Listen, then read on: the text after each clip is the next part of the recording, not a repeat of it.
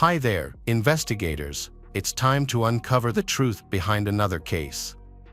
The case of Frank Spencer. Frank Spencer was born on November 10, 1965, in Bloomsburg, Pennsylvania. His father was Cyrus, and his mother was Melina Spencer. Since childhood, Frank loved active games and sports, which helped him maintain a healthy body and mind. When he was in high school, he demonstrated his special ability on the wrestling team and was recognized as an excellent member. Frank had a strong ambition in business and wanted to continue the family business. So, after graduating from high school in 1984, he attended a local university and completed his course in 1988. After his father passed away, Frank became the owner of Spencer's Auto Parts. The year 1997 marked an important event in Frank's life. It was the year he met Maria. The two of them were attracted to each other at first sight. Maria was known for her hot temper and daring personality, which intrigued Frank. Frank's friend Paul remembered that Frank had always liked strong and wild people. And he was a bit like that too. When Frank and Maria met, they had a great start. However, not everyone was happy with the relationship. Maria's parents, in particular, had mixed opinions about Frank. They believed that Frank was not the right man for their daughter. Furthermore, there were rumors that Frank's father had been involved in a gang and was even a hired criminal. Maria's father did not have a good impression of Frank. He even tried to prevent their marriage for a while. Frank's family was also not happy with Frank's choice. So, Frank and Maria decided to run away and rent a separate apartment to get away from their families. After a while, Frank's family and Maria's family were forced to accept their relationship. Family life gradually returned to normal. Maria and Frank got married and had 2 children, a boy and a girl. They then moved to a new house. During this time, Frank owned an auto parts business and sponsored race cars. He worked hard to provide his family with everything they needed. For Frank, his children were the top priority and driving force in his life. Maria initially tried to manage the housework and take care of the children. However, later, despite having a law degree, she became the coach of her daughter's soccer team. Her friends said that, unlike her husband, she was not really interested in the marriage. She seemed to be uninterested in work and family responsibilities. What worried her most was the financial issue. She liked to spend what Frank earned. Maria Spencer had a cold personality, especially towards the children. This caused many problems in her marriage. Her husband was frustrated with her selfishness and eccentricity and expected her to change when she became a mother. However, Maria remained her own person. In 2006, her husband decided to file for divorce because he could no longer stand her inappropriate behavior and constant scandals. He feared for the health of the children because of her unreasonable behavior. After the divorce, the relationship between the two became even more strained. A confrontation over custody was inevitable. Maria wanted to keep the children with her, but her husband did not trust her and believed that she could not take good care of them. However, not everyone agreed with her husband's views. For example, her husband's friend, Ron, believed that both parents were necessary for the children to develop normally. Frank's friend advised him to negotiate with Maria for custody of the children. However, Frank thought he knew better than his friends and continued to demand sole custody. Maria did the same. She also hoped to receive a substantial amount of child support. The conflict between Frank and Maria worsened over time. On several occasions, due to Maria's erratic behavior, Frank had to call the police for help. Maria repeatedly attacked Frank and the children, but not everyone believed this.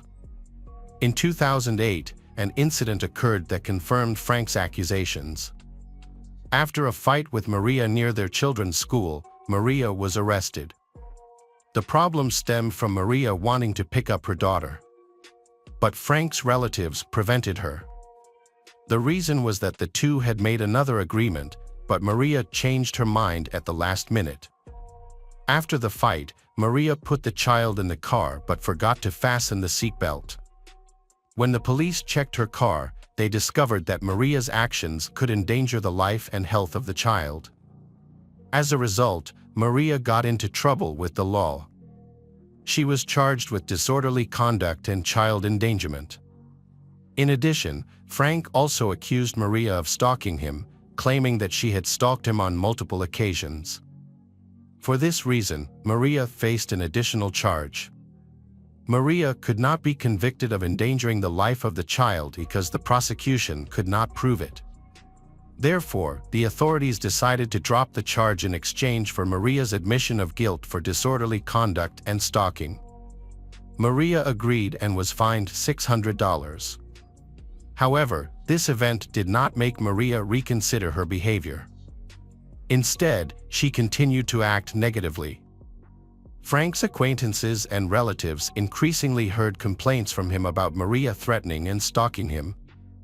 Some of Maria's co-workers also said that she repeatedly mentioned that she hated Frank and was willing to harm him. For this reason, one of her co-workers nicknamed her Black Widow. Frank tried to stay calm and smooth over the rough edges, but Maria wouldn't stop. He kept trying to talk to her, but she wouldn't listen. Frank started recording every conflict so that he would have evidence in case something bad happened. He just wanted to live and work in peace, but Maria took it too far. In 2009, Frank tried to stay positive and eventually met a woman named Julie. However, Maria soon learned about his new relationship. According to Maria, she didn't care that Frank was dating Julie, but what bothered her was that Frank gave Julie access to the children. However, Frank thought that Maria was extremely jealous, and that was the cause of all the trouble.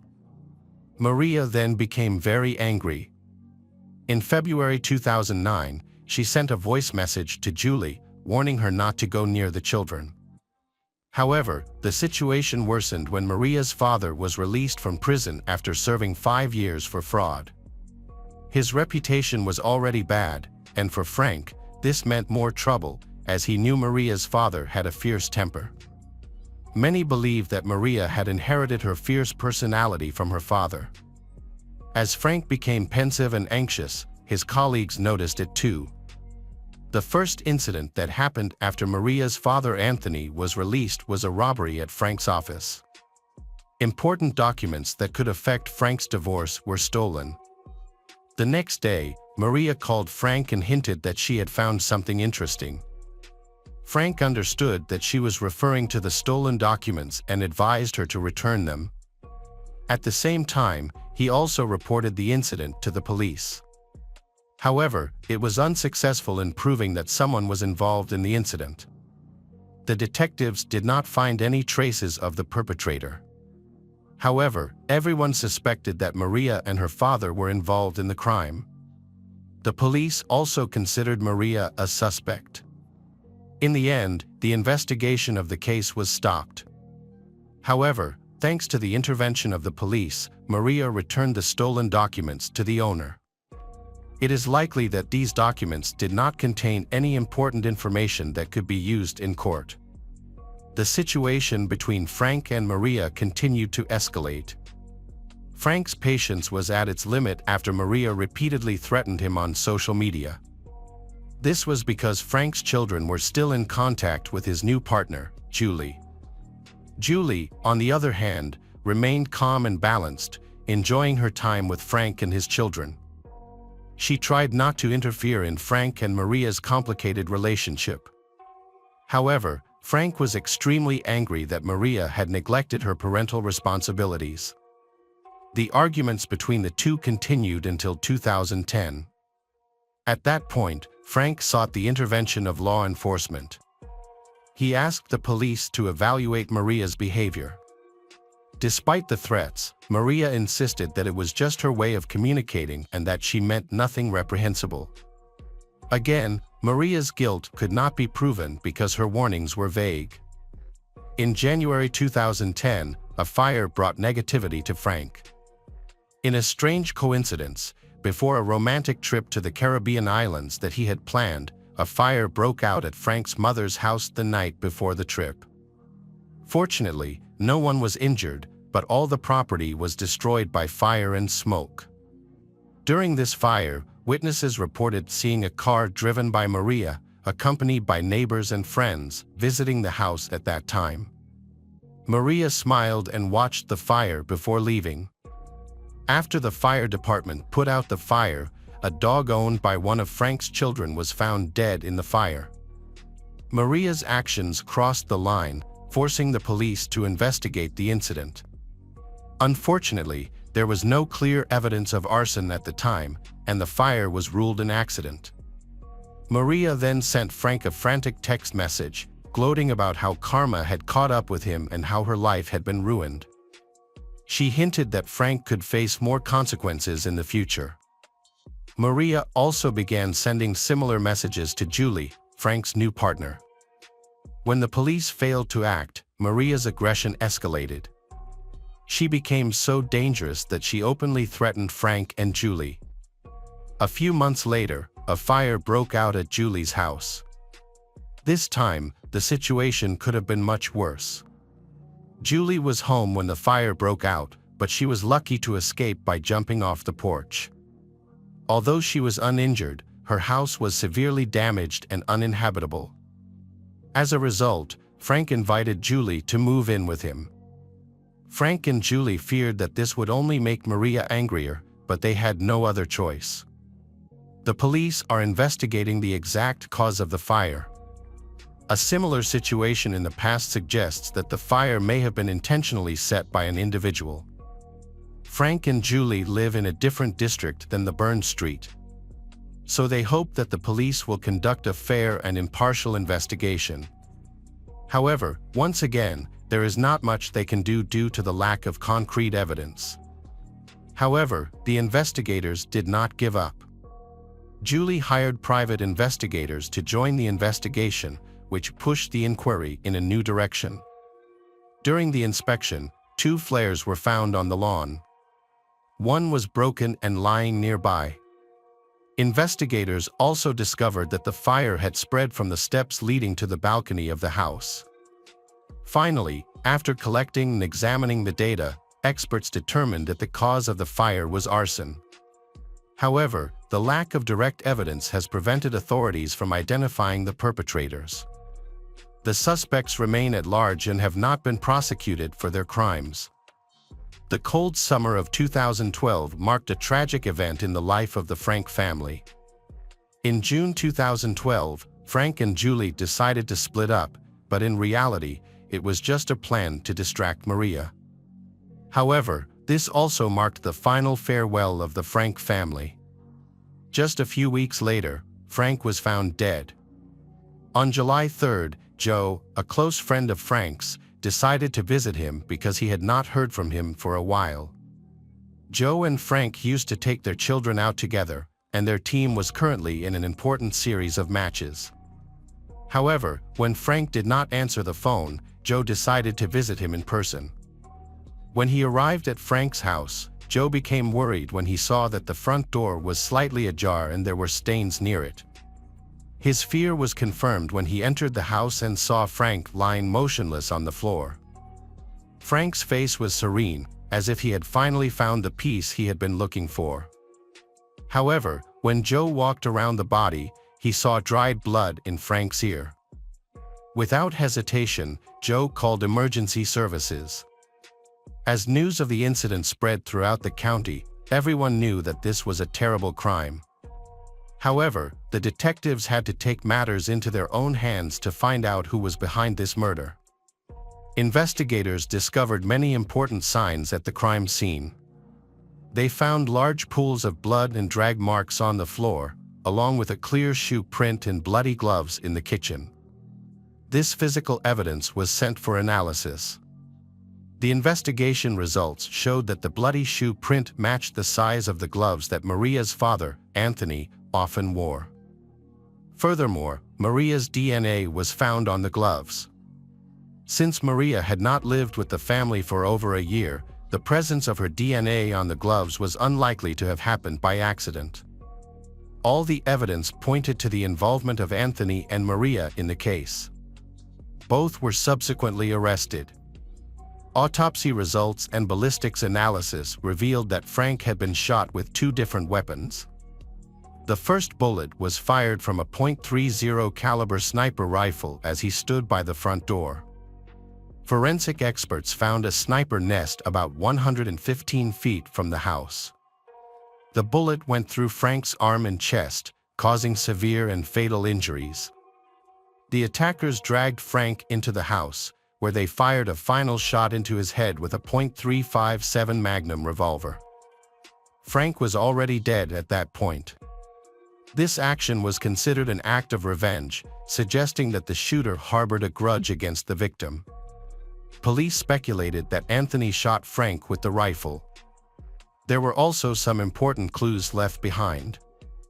Frank's car and dog were missing from the house, implicating Anthony and Maria. A review of traffic cameras showed Frank's car driving away from the victim's house shortly after the crime. However, the driver could not be identified. The car was later found in Sunbury, Pennsylvania, 27 miles from Frank's house and 5 miles from Maria's residence. However, no fingerprints or other evidence were found inside the car. Frank's dog was found 2 days after the crime when it wandered into a wedding in Dauphin. Thanks to an electronic chip, attendees realized that the dog had an owner. The dog was later returned to Frank's mother. The fact that Frank had purchased the dog after the fire helped shed some light on the case. During the investigation, detectives discovered that the criminals had taken the dog as they were fleeing the scene. During the time Anthony was stopped, the dog was attracted to the smell of food nearby and escaped. It then wandered into a house where a wedding was being held, where it was found. This helped detectives prove that Anthony's phone was near the venue of the celebration on the day of the crime, even though he claimed to be at home in Harrisburg, 12 miles away. It is possible that Maria was the one who put the dog in the car, but this decision proved to be a mistake. During questioning, Anthony admitted that Frank had asked him for help several times and that he had visited Frank the day before Frank died. This would explain the traces found at the crime scene. However, Anthony could not explain the presence of the pool of blood. His testimony sounded disingenuous. Anthony also confessed that Frank had given him the car to use that same day, apparently to justify his fingerprints at the victim's house. This would indicate that he had been at the crime scene the day before. Searches were conducted at Anthony and Maria's homes to find the murder weapon, but Anthony was a seasoned criminal and knew how to handle weapons.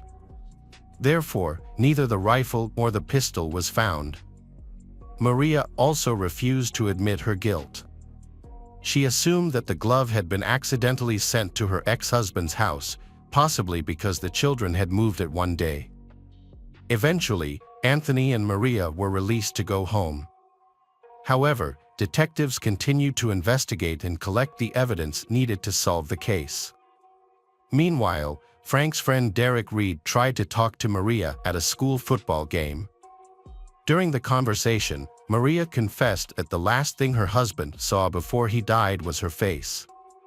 This statement was strange and curious. The investigation into Frank's death received intense attention from the state attorney general.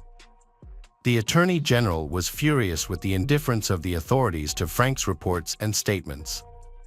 The police also faced numerous complaints of incompetence, and an internal investigation was inevitable. However, the police's negligence in their duties could not be proven. The reason was that much of the information provided by Frank, which the police believed lacked solid evidence, contributed to Frank's tragic death. The public and Frank's relatives were outraged that their petition had not yielded results. Meanwhile, investigators tried to prove the suspect's guilt not only in the crime but also in stalking and other crimes committed before. In 2013, a major interrogation was held. At the same time, Maria and Anthony continued to claim their innocence, denying all 12 charges against them. Their unwillingness to cooperate with the investigation led to charges of providing false testimony.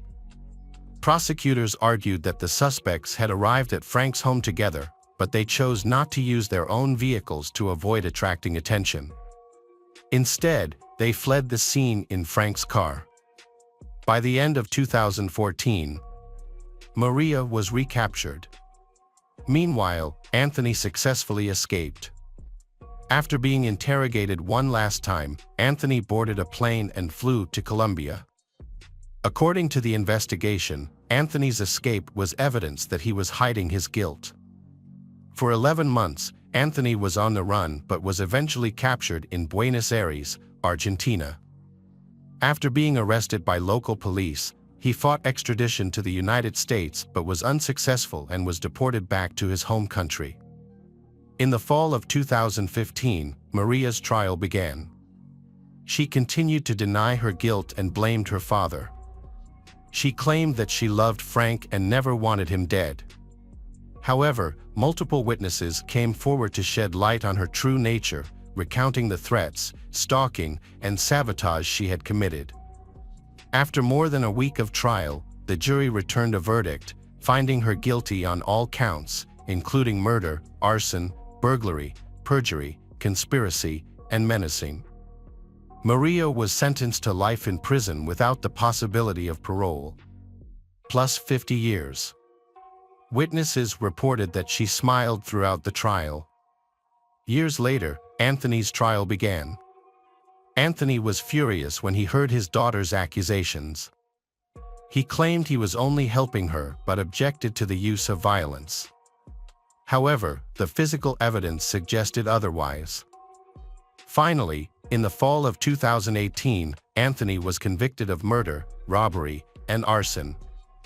He was sentenced to life in prison without parole, plus 45 years. When he was sentenced, the 77-year-old blew a kiss to the prosecutor and the lead detective before cursing at the judge. Years later, Anthony sought to appeal, claiming his defense attorney was ineffective, which led to his conviction. His daughter, Maria, also tried to appeal her case. However, both Maria and Anthony efforts were unsuccessful. Hello again, true crime fans. We've got another mysterious case to explore. The case of Sarah McLynn. Harold Sasko was born in Titusville, Florida, on September 11, 1961, and later became a resident of Kansas City. His family had 12 siblings, and he was known to be responsible and help his siblings with housework. After college, Harold opened his own pizzeria and expanded his business, opening 2 more restaurants in Lawrence and Topeka. In 1990, he relocated to Lawrence with his then-wife Anna and their 3-year-old daughter Mendez. Following this move, he also launched a 3rd restaurant in the nearby city of Topeka. However, his dedication to his business led to problems in his personal life, causing a rift in his marriage and eventually a divorce. Harold was a respected member of his church and prided himself on being a dedicated man. Those who know him find him to be kind, thoughtful, and meticulous in his management work. However, on January 17, 2014, Harold vanished unexpectedly, leaving behind many unanswered questions surrounding his disappearance. The day started like any other Friday, with the weekend just ahead. People continued to go about their daily business, including the staff at his pizza shop. However, when they arrived at work, they found the restaurant deserted and quiet. Typically, Harold would be there to open the kitchen, but he was nowhere to be found. What's more, no one had heard from him in several days, which was unusual. Concerned for Harold's safety, staff contacted police and asked them to check on him at his home on West 26th Street. Later that day, an officer visited Harold's residence, knocking on the front door and window, but receiving no response. The officer then looked inside and saw a man lying face down on the floor. Police entered the house and confirmed the man was Harold. He was lying in a pool of his own blood and had clearly been dead for several days. Moreover, the scene suggested that Harold's death was no accident. His hands were bound behind his back with zip ties, indicating that someone had intentionally restrained him. His legs were also tied, further suggesting a deliberate act. The most disturbing detail, however, was the deep gash in his throat, which had severed the bone and made survival impossible. The officers were confronted with a gruesome scene. In addition to the ties and the fatal wound, the police found several empty bottles at the opposite end of the room, as well as a phone and laptop that didn't belong to Harold. They also noted that Harold's car was missing from the driveway. One peculiar piece of evidence was the word "freedom" scrawled on the wall in Harold's blood. As the police presence in the Harold's house, this attracted the attention of curious neighbors. The officers decided to use this to their advantage by asking more questions. Through these investigations, that they discovered Harold wasn't living alone. Neighbors reported that he was living with a girl he referred to as his stepdaughter. This information proved crucial for the investigation, as it revealed that there was someone who not only knew Harold well and had regular contact with him but was also likely present at the crime scene. It was eventually confirmed that the stepdaughter was 18 years old Sarah McLean, who had been living with Harold for the past 2 years.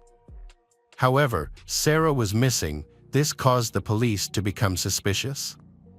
Finding her became a top priority, as her disappearance left many unanswered questions.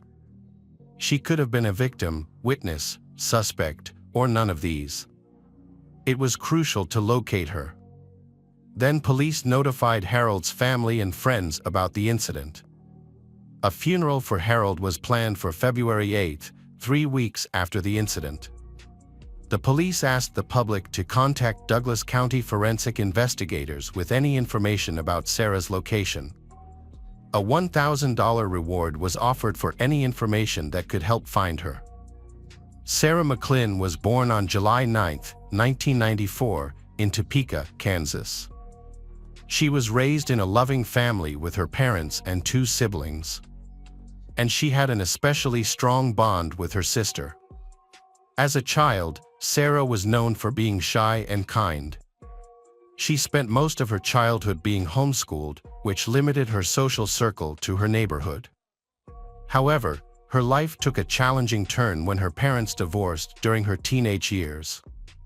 This significant change had a profound impact on Sarah, making her more vulnerable. As she adjusted to her new situation, she encountered challenges that made her teenage years even more difficult. After her parents separated, Sarah's previously sheltered life left her vulnerable to people who exploited her innocence.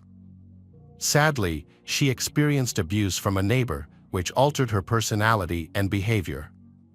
Her mother was deeply concerned about this change, because she found it difficult to adapt to the new way of life among them. Sarah started secretly leaving her house at night to spend time with a bad crowd. This led to her frequently using drugs and alcohol to cope with her emotional pain. After her parents' divorce, Sarah, 14, no longer wanted to live at home and found a job at a pizzeria to start a new life. Her manager, Harold, 50, initially seemed kind, but rumors among staff suggested otherwise. He told other managers to only hire young, attractive women. While working at the pizzeria, Sarah's routine consisted of waking up, going to work, spending time there, and returning home. However, she often spent her nights drinking before going back to her family's house. Reports indicate that Sarah was usually sober only at work, but even then, her work efficiency is still not high. Despite frequently showing up drunk and nearly getting fired multiple times, she kept her job, likely because Harold felt sorry for her and knew she needed support. When Sarah turned 15, she experienced another traumatic incident, where a man attacked her and burned her with cigarettes. After that, Sarah's mental health, which was already fragile, deteriorated significantly. She stopped attending work, lost friendships, and fell into a deep depression. Within a year, At just 16 years old, she attempted to end her life. Thankfully, her family found her in time and called for medical help. Following a 5-month hospital stay, Sarah made a full recovery. Upon her hospital discharge, Sarah was touched by the support she received from her loved ones and friends. Among the messages of support she received, one in particular caught her attention, a message from Harold, who used to be her supervisor. Harold offered to be Sarah's confidant, someone she could confide in. He would drive her around, take her out to eat, and listen to her problems. Since Sarah had no one else to turn to, she eventually accepted Harold's help. During one of their outings, Sarah opened up to Harold about her past, sharing her traumatic experiences with men, her drinking, and other struggles. Harold realized that she wanted to move out of her family's house.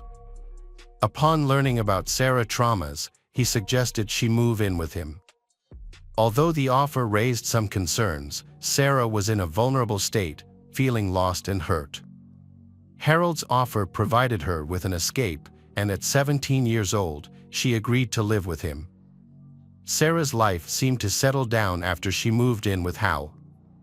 She found a new job, away from the pizzeria, and Harold took good care of her. Her dog moved in too, and she even thought about attending college. However, Sarah's mother, Michelle, was not pleased with the situation. She found Harold odd and the whole story suspicious. Whenever Michelle wanted to discuss this issue with Sarah, their conversation would become tense, and they would argue loudly, causing Sarah to distance herself even more. Michelle doubted that Harold's intentions were as pure as he claimed. She worried that Sarah was too naive to see the potential issues. After her parents' divorce, Sarah's father had cut off all contact, leaving a void that she was trying to fill. The situation became even more unsettling when Harold asked Sarah to call him Dad and told their neighbors that she was his stepdaughter. As the news spread, Sarah's colleagues started asking about her relationship with Harold. Sarah would tell them that he was just a friend, but from the outside, it seemed unusual for a 50-year-old man to take in a troubled 18-year-old girl.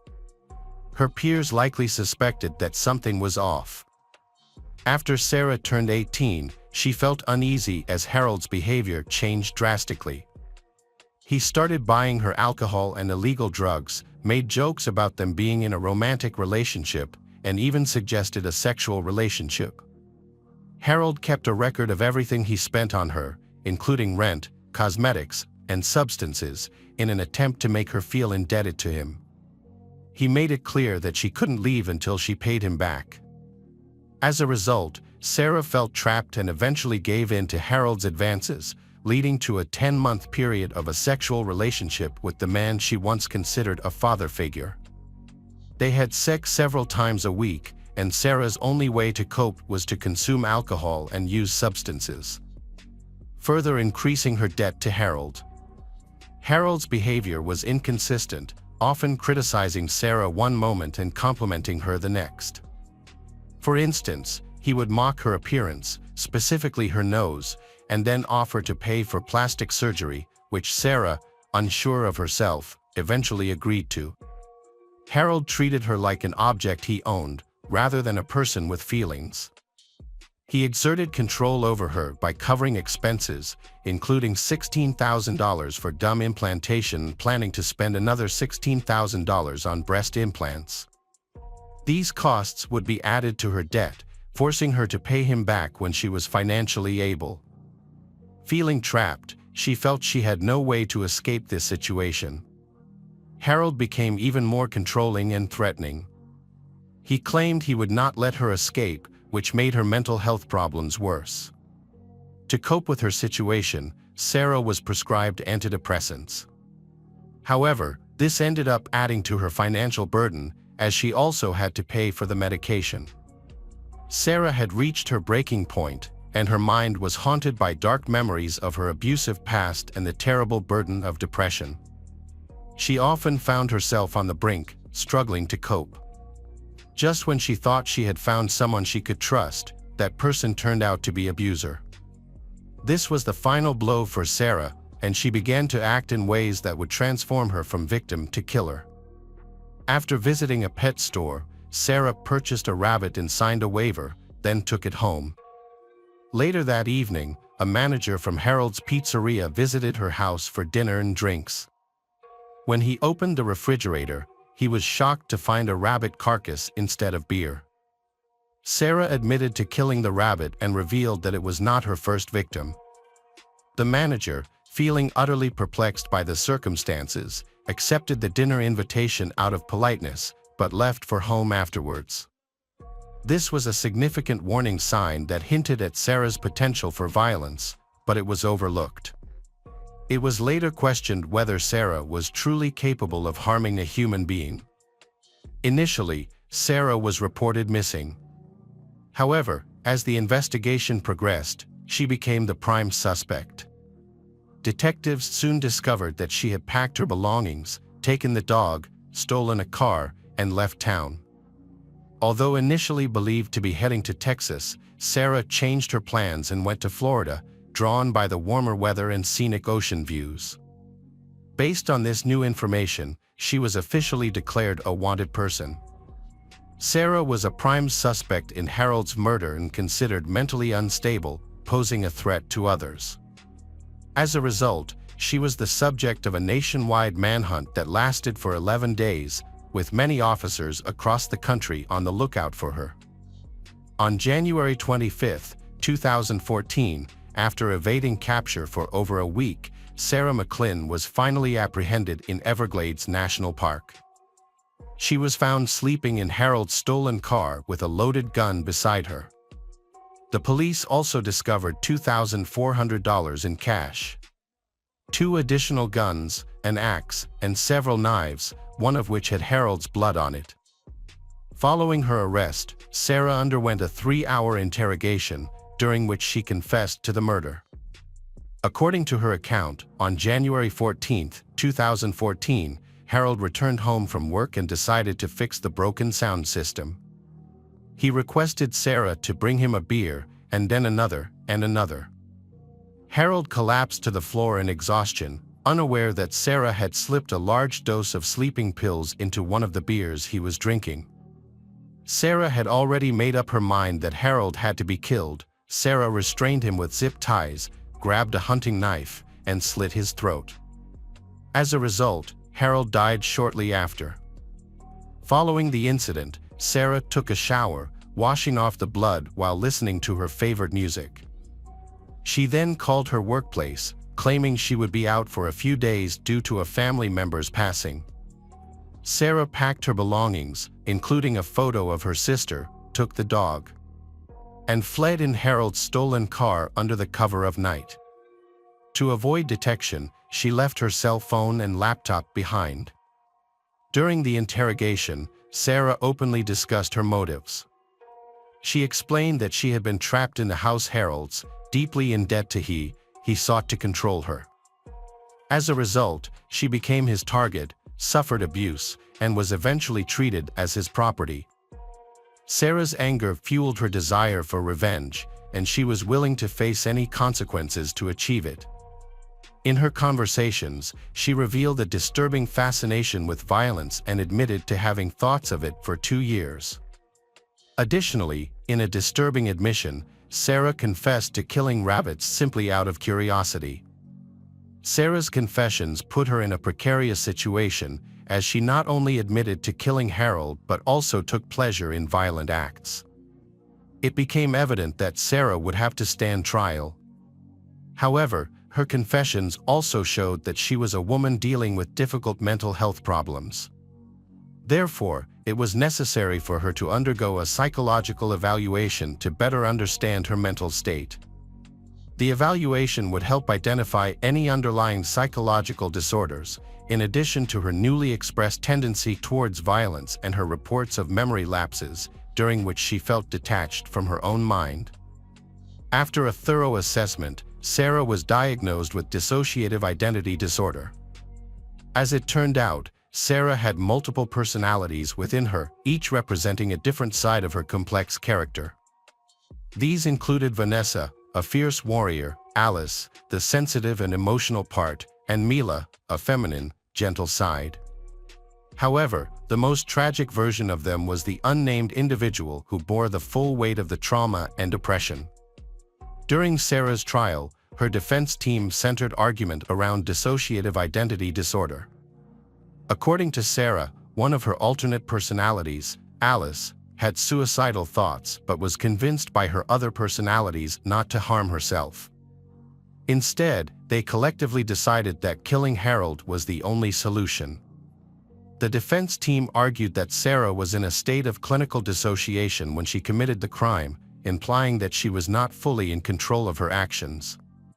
However, the prosecution argued that despite the severity of the abuse Sarah suffered from Harold, the investigation suggested it was consensual. Despite acknowledging the authenticity of Sarah's mental disorder, the judges ultimately found her guilty of murdering Harold. She was sentenced to life in prison with the possibility of parole after 50 years, a verdict that shocked both Sarah and her family. The sentencing decision raised concerns that the court had not adequately considered the long-term abuse Sarah endured and her mental state at the time of the crime. As a result, many felt that her punishment was disproportionately harsh. In response, Sarah filed an appeal, arguing that the court should have taken her history of abuse into account during the trial. Fortunately, by that time, more evidence of Harold's horrific behavior had come to light. Upon analyzing his computers, detectives discovered a large collection of illegal pornography. Furthermore, another woman reported that Harold had abused her two daughters.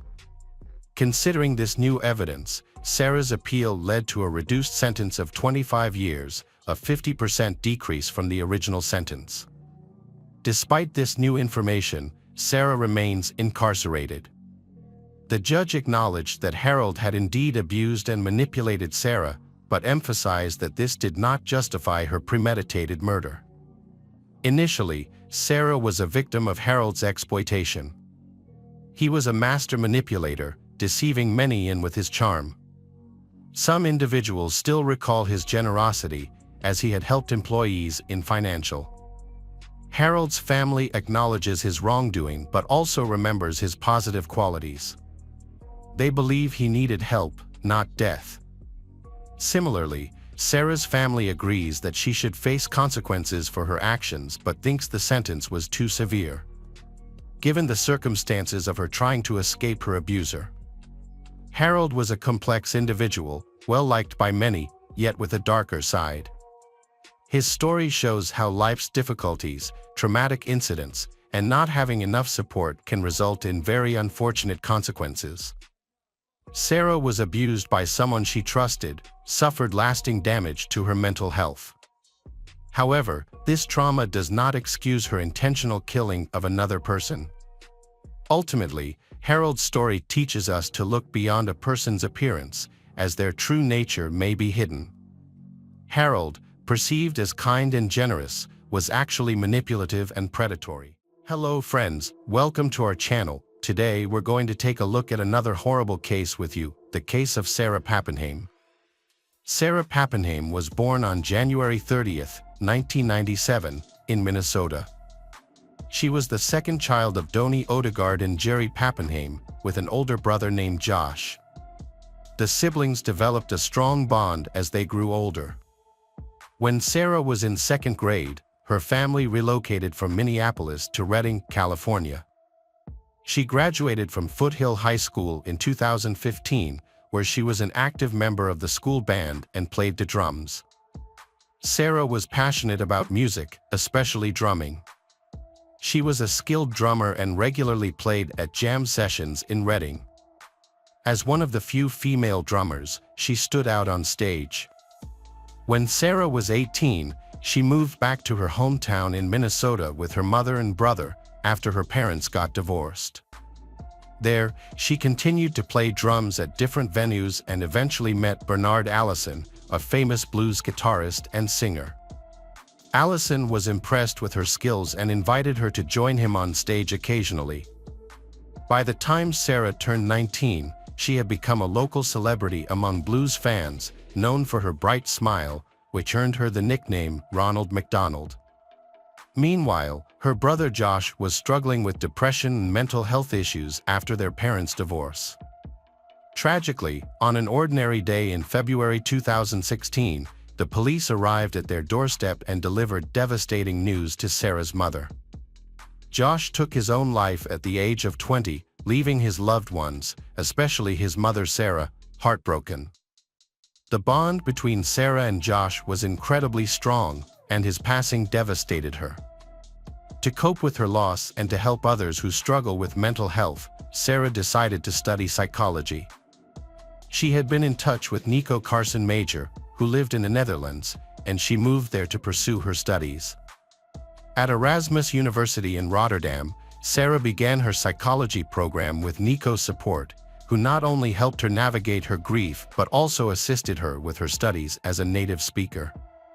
Sarah's passion for music never faded despite her focus on studies and work. She stayed in touch with Bernard Allison, a musician she had performed with, and shared her dream of buying a drum kit.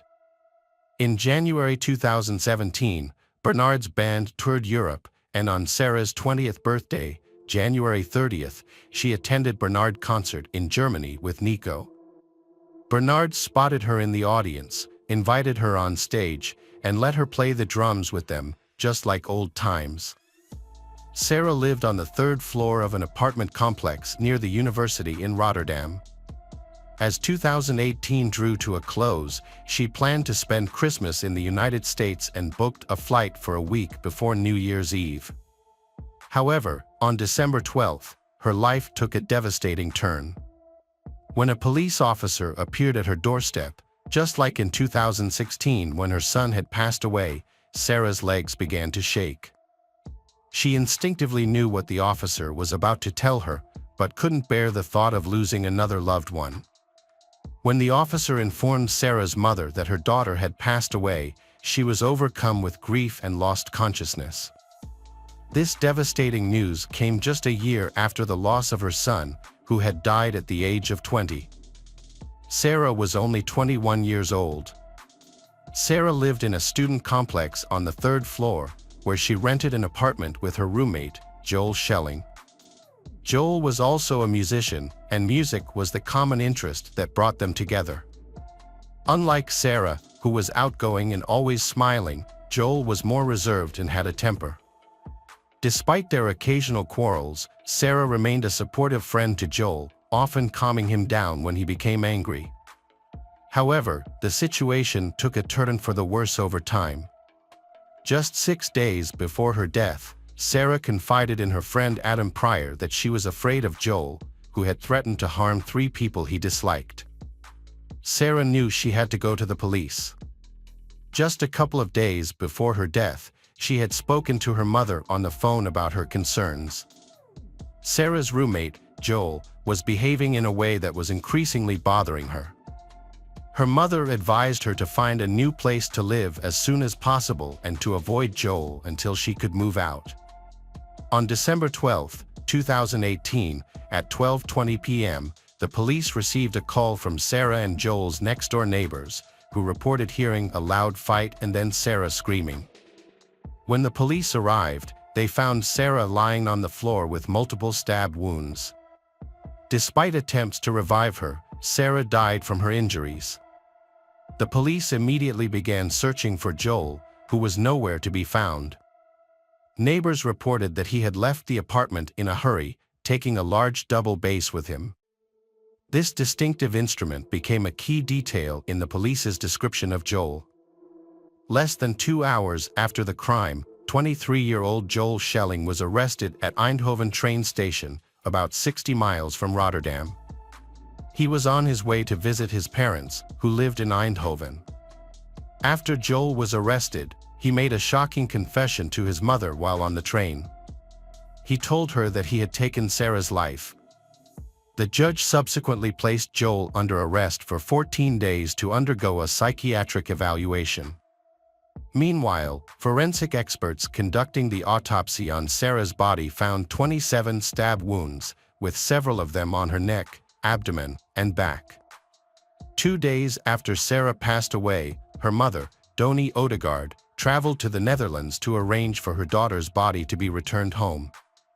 However, this required raising $40,000, a task that was made possible by the generosity of strangers who cared for the family. Upon learning of Joel's arrest, Doni Odegaard inquired if her daughter had contacted the police. Sarah had instead reached out to social workers, who visited Joel and found him calm. However, the next day, Sarah again contacted social services due to Joel's erratic behavior, including hitting himself with a hammer and threatening to harm multiple people. The case against Schelling began in March 2019. Schelling was accused of causing Sarah Pappenheim's death and admitted his guilt. However, he claimed he did not remember the actual act of taking her life. According to Schelling, he recalled fighting with Sarah, but his next memory was of being in the shower, cleaning himself. Sarah's mother, Doni Odegaard, attended each hearing, relying on an interpreter to understand the proceedings. During the trial, Schelling stated that he suffered from delirium and heard voices in his head. However, when asked if these voices had instructed him to fight with Sarah, Schelling said he did not know and could not recall. He also could not remember the cause of their fight. Prior to the verdict, experts testified that Schelling suffered from multiple disorders and required long-term treatment. Despite this, they concluded that Schelling was responsible for Sarah's death. The verdict was announced in December 2019. Sarah Pappenheim's death occurred before she could receive a response to her second request for support, after her initial request for assistance from social workers went unresponded due to the specialist's unavailability. The medics concluded that Schelling was aware of the initial fight and scuffle with Sarah, and had the opportunity to either stop the altercation or grab the knife. By choosing the latter, he should be held accountable for his actions. The prosecutor requested a 10-year prison sentence, but the judge in Rotterdam gave Schelling a 6-year prison term, followed by an indefinite sentence in a psychiatric hospital. The court reduced the sentence from 10 years due to Schelling's relatively young age and his significantly diminished mental capacity at the time of the crime. This means that the court did not consider Schelling fully responsible for his actions. When handing down the sentence, the court released a detailed explanation stating that, although the crime was severe and unpredictable, Schelling's serious psychological disorders made it likely that he would commit another violent crime. The court noted that Schelling suffers from chronic psychological disorders that require ongoing treatment in a clinical setting. The court viewed psychiatric detention as a punitive measure for Schelling, who has expressed a willingness to undergo treatment for depression and other disorders. The court has ruled that Schelling will remain in treatment until it determines he is well enough to be released. The court will review his status every 2 years. Additionally, Schelling has been ordered to pay €68,700 in compensation to Sarah's family. Doni Odegaard is outraged by the sentence, believing it is too lenient. She thinks Schelling should have received a minimum sentence of 10 years in prison. In her opinion, Schelling would have faced a much harsher sentence in the US, such as life imprisonment or the death penalty, which would have prevented him from committing a similar crime in the future. She is also concerned that Schelling may be eligible for parole in as little as 4 years and vowed to do everything in her power to keep him behind bars. An investigation was also conducted into the social workers who had interacted with Sarah. The investigation concluded that the social workers could not be held accountable for failing to identify Schelling's disorders because they did not possess the necessary expertise to make such a diagnosis. Hello friends, welcome to our channel. Today we're going to take a look at another horrible case with you, the case of Susan Reinert. Susan Reinert, known to many as Sue, was born in 1943 in the town of Ridgeway, northwestern Pennsylvania. Her parents, William and Jane Gallagher, were a significant influence on her early life. Her father managed a newspaper, while her mother was a dedicated school teacher, which later shaped her path. As a child, Susan demonstrated a clear passion for learning and a natural love for literature, following in her mother's footsteps. She pursued higher education at Grove City College, where she met Kenneth Reinhardt, a young Air Force enlistee. Their chance encounter blossomed into a romance as they studied together. Susan's determination paid off as she earned her bachelor's degree. After achieving her initial goal, Susan pursued further education, earning a master's degree in English from Pennsylvania State University in 1966. She had married Kenneth in 1965, shortly after graduating from Grove City College, and they began a life filled with adventure as a military couple, moving to various duty stations across the country. Their military life took them to different parts of the country, including Sacramento, California, Rome, New York, and even Puerto Rico, before they eventually settled in the Philadelphia region. However, in 1971, Susan and Kenneth decided to separate, marking the end of their marriage. Despite the divorce, they parted ways amicably, without any legal disputes. As a single mother, Susan focused on creating a warm and loving home for her two children, Karen and Michael. She was a dedicated teacher and a beloved colleague and educator at Chestnut Walled Elementary School, known for her friendly and warm nature. Outside of her professional life, Susan was actively involved in Parents Without Partners, playing a crucial role in the Valley Forge chapter. After her mother's death, Susan found comfort in her connection with the organization Parents Without Partners. Despite facing challenges, she remained strong, relying on the organization for support. As she navigated her grief and a significant inheritance, her life became increasingly complex. However, she seemed to be managing well thanks to her strong ability to cope and a supportive network. On the evening of June 22, 1979, Susan and her two children spent what would be their last day together.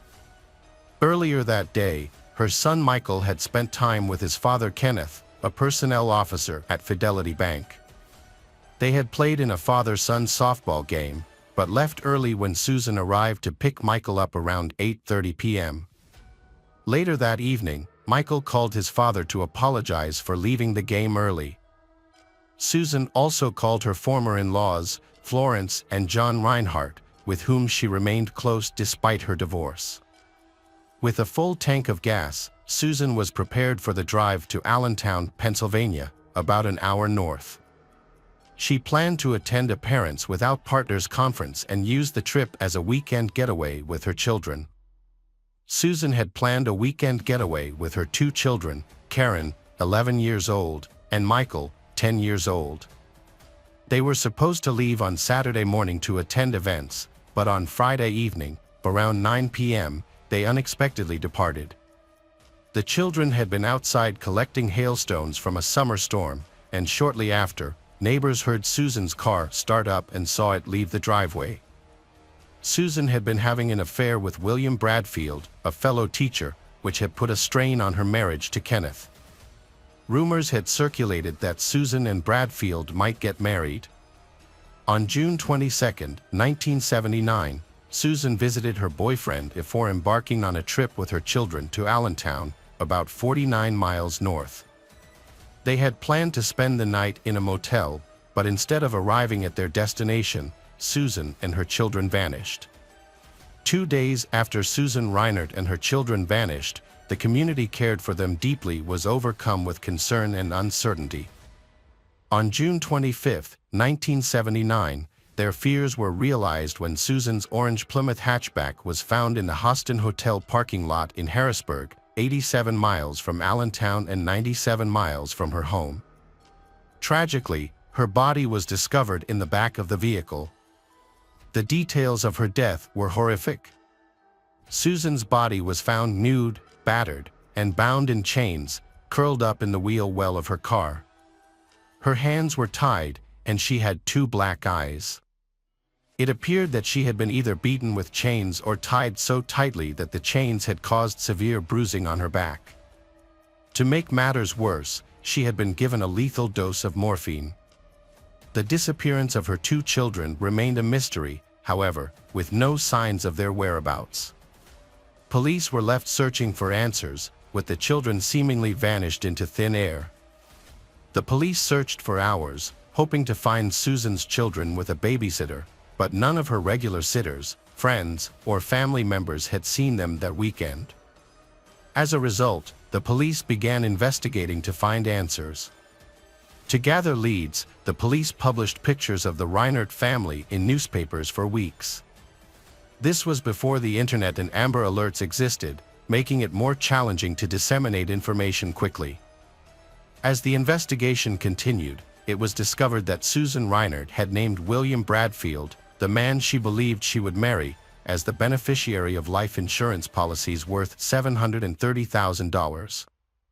This revelation raised suspicions that the children might have been killed to allow Bradfield to receive the substantial financial windfall. However, Bradfield had a solid alibi, as he was at the beach in Cape May, New Jersey, during the weekend when Susan was killed and her children disappeared. Several other teachers were with him and could vouch for his whereabouts. The police then shifted their focus to Upper Marin High School, where Susan worked. The school was facing several difficulties and challenges. The principal, J.C. Smith, had been involved in a scandal. He had been fired the previous year, being arrested at a local shopping center, where a search of his Ford Granada revealed loaded handguns, a hooded mask, and various tools associated with burglary. Additionally, a syringe filled with morphine was found in his trunk. Jay's life was already unraveling before his wife's cancer diagnosis. In 1977, his wife was diagnosed with an aggressive form of cancer, which she would eventually succumb to in August 1979. During her illness, she kept a diary, documenting her husband's increasingly bizarre behavior. Jay had begun engaging in consensual non-monogamous activities, including group sex and partner swapping, to which his wife strongly objected. This behavior seemed to be a precursor to even more alarming actions. Around the same time, their daughter, Stephanie, moved back in with her parents, bringing her husband Edward Hunsberger with her. The family was already dealing with the uncertainty of her mother's cancer battle, and tensions were running high among them. Edward Hunsberger and his wife Stephanie, Jay's daughter and son-in-law, struggled with heroin addiction and had trouble finding steady employment in the years leading up to their move. In an effort to escape their struggles with addiction, they moved back in with Jay family in early 1978.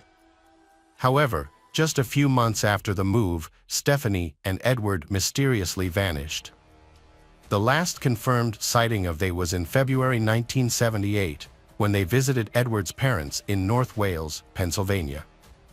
Before leaving, they mentioned that they would return to visit soon. However, after this point, all contact with them ceased. Edward failed to appear at a scheduled meeting with his probation officer later that month, prompting authorities to begin searching for him and Stephanie.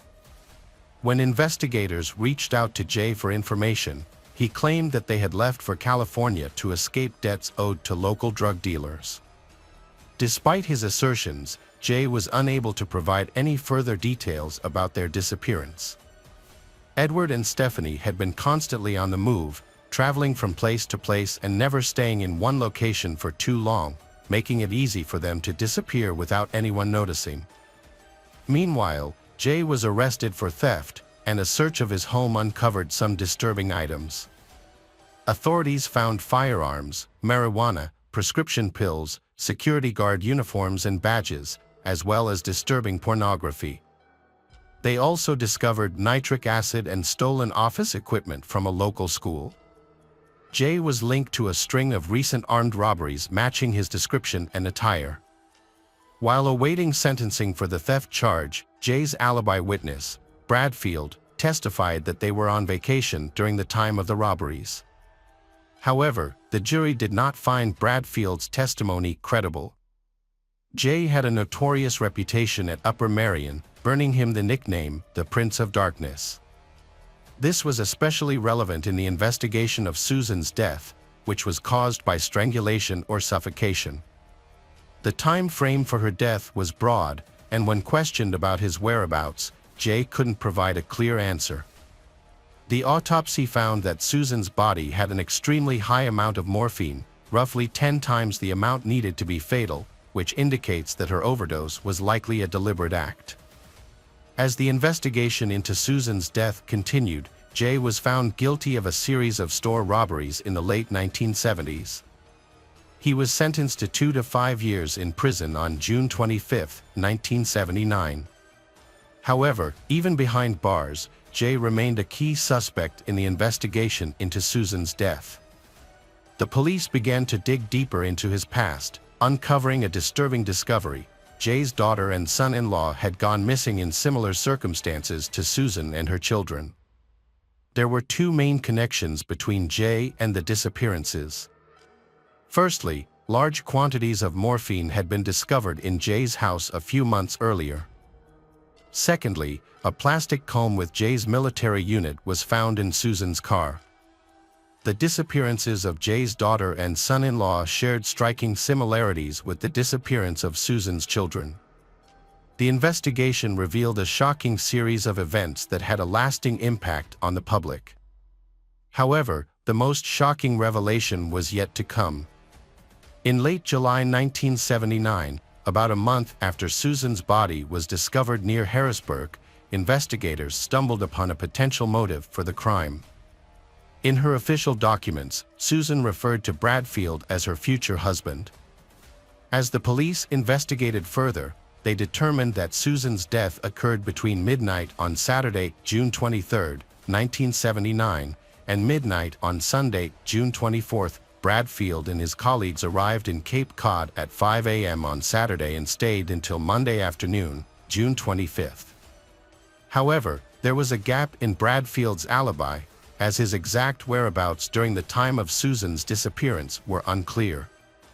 Investigations also revealed that Susan had withdrawn large sums of money from her accounts, totaling around $25,000.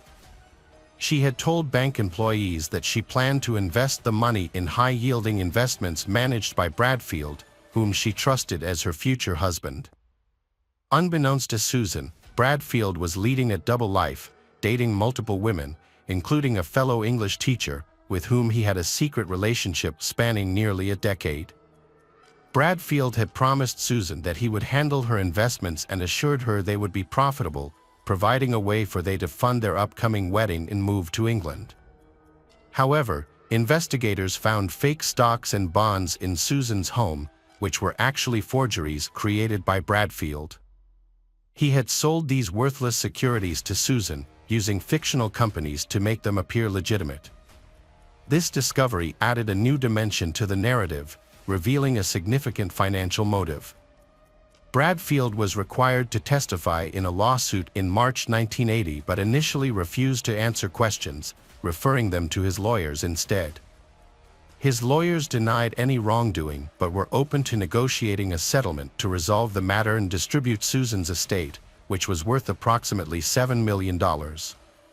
In June 1980, Bradfield testified in a civil trial, downplaying his involvement in the case.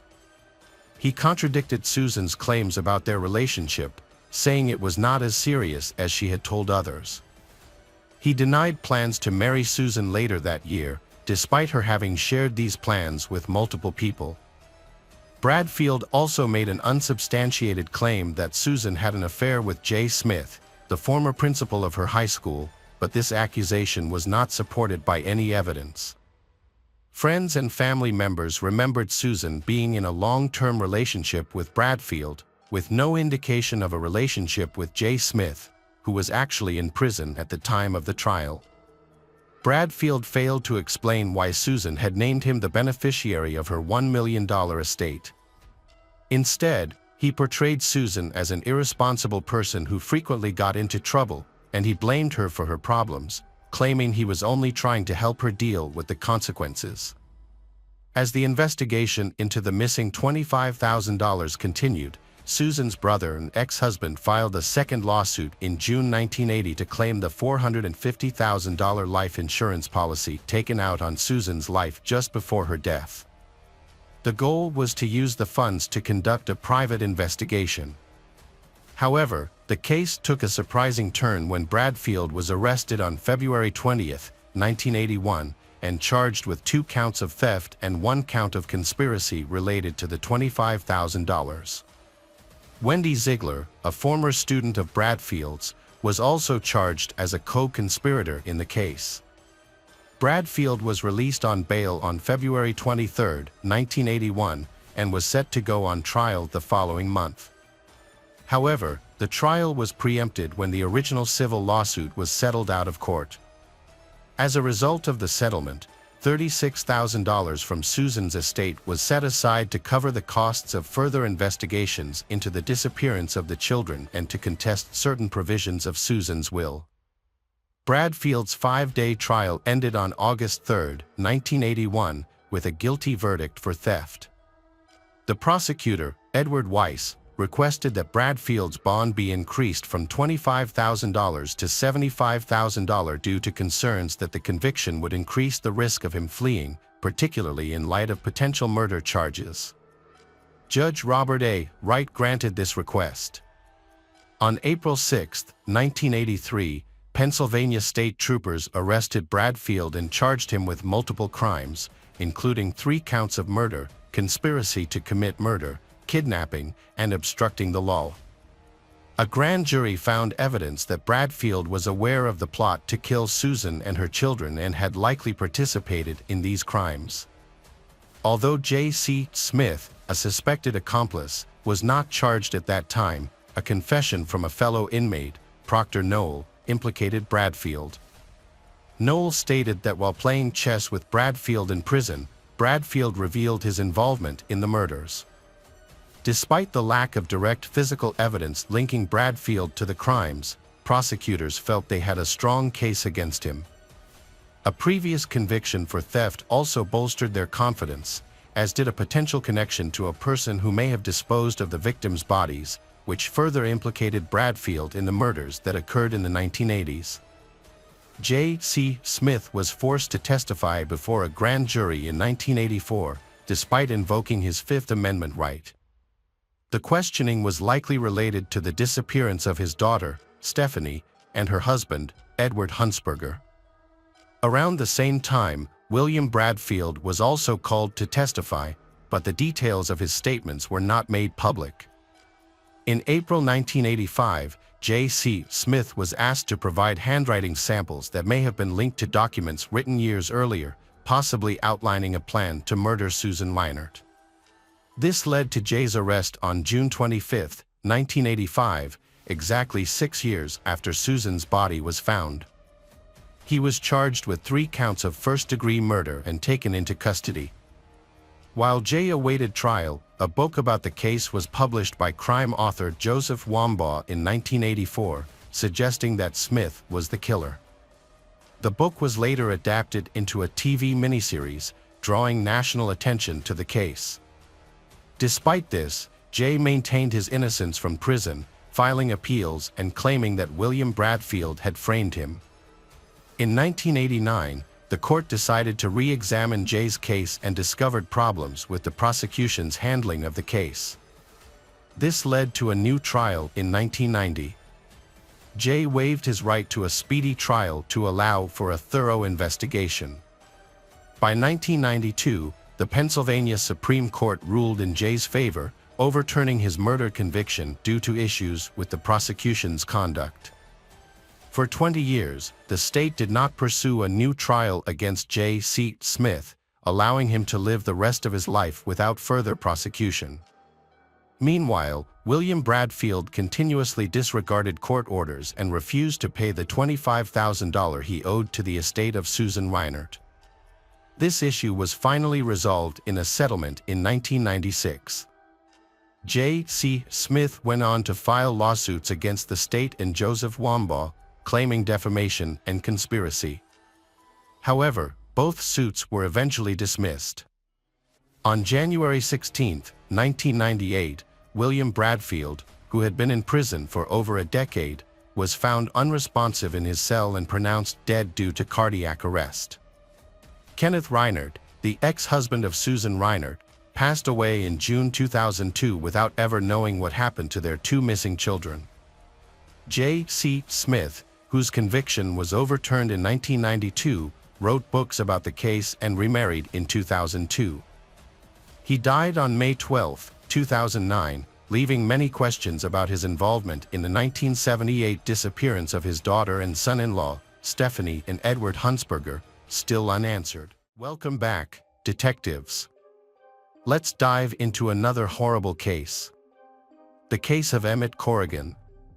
Ashley Harmon was a vibrant and intelligent individual. However, her parents' divorce when she was 9 years old marked the beginning of a challenging period in her life. During this time, Ashley took on a maternal role, caring for and protecting her 5 siblings. Faith is the foundation of her life. As a devoted member of the Church of Jesus Christ of Latter-day Saints, Ashley found strength and comfort in her relationship with God. Whenever she faced adversity, her faith provided her with the resilience to persevere. Ashley's unwavering commitment to her faith gave her the courage to overcome obstacles and difficult situations head-on. In 2003, while studying human development at Utah State, Ashley met Emmett Corrigan, a philosophy student. Emmett, like Ashley, had experienced the pain of parental separation, having gone through a similar experience at the age of 10. He, too, found solace in the Mormon faith. Emmett was 17 years old when he was baptized into the Church of Jesus Christ and the Latter-day Saints, surrounded by his loved ones. Around that time, Ashley caught his eye, and he was immediately drawn to her intelligence. Emmett confided in his close friends that he was certain Ashley was the one he wanted to spend the rest of his life with. As their relationship blossomed, Emmett proposed to Ashley during the 2008 Christmas season, just a few months after they met. Overjoyed, Ashley said yes, and they began making wedding plans. The couple exchanged vows in a Mormon temple, a ceremony that reflected their shared values. Their marriage brought joy and stability to their lives. In the Mormon faith, marriage is deeply revered as a sacred and eternal bond between two people. Mormons believe that this bond transcends mortality, continuing even after death. Divorce is discouraged but allowed in exceptional cases. In 2005, Ashley and Emmett welcomed twin daughters, marking the beginning of their parenthood journey. They were ecstatic to take on their new roles. Emmett cherished every moment spent with the girls, embracing fatherhood. Ashley was thrilled to be living her dream life. While attending Utah State University, the couple managed to balance childcare and educational responsibilities. Despite challenges, their faith and love helped them overcome obstacles. They persevered, striving for a better future. By 2009, Emmett graduated with high honors, then attended law school and passed the bar exam. He pursued a career as an attorney. Meanwhile, Ashley focused on raising their growing family, dedicating herself to household management and childcare for their 4 children. The Corrigan family appeared to have a perfect life to outsiders. They resided in a lovely home with multiple children, and Emmett had a rewarding career. However, their situation wasn't as ideal as it seemed. By August 2010, Emmett felt increasingly pressured to support his family financially, particularly with 4 young children under the age of 5. To solve this problem, he decided to start his own business, focusing on working as a criminal defense lawyer. A friend introduced Emmett to Candy Hall, a well-regarded paralegal with experience working for a criminal attorney. After a successful lunch meeting, Emmett hired Candy to work at his firm. At the time, Candy was married to Robert Hall, who was widely regarded as a devoted father and diligent worker. When Candy started working for Emmett Corrigan, she was initially excited, and her family was happy for her. However, as time passed, Emmett's wife, Ashley, began to notice that their marriage was changing. Emmett was under a lot of stress. To cope with the stress, Emmett started spending more time at the gym, which became an addiction for him. He went to the gym regularly, leaving Ashley alone to take care of the children. Despite the growing distance between them, Ashley and Emmett welcomed their 5th child, a son, on January 15, 2011. However, Emmett's behavior changed even more after the birth of their son. He began spending more time away from home, sometimes staying out overnight. Ashley became concerned about Emmett's activities and confided in her sister that she feared he might be cheating on her. Meanwhile, Candy, Emmett's assistant, was also experiencing problems in her marriage. Her husband, Robert, was jealous of her working for a young and charismatic man like Emmett, which led to constant fighting and took a toll on their marriage. On March 6, 2011, Ashley and Emmett's 7th wedding anniversary had arrived, but Emmett was absent, claiming he had to attend a bodybuilding convention. Ashley was left alone with the children, feeling anxious about their marriage.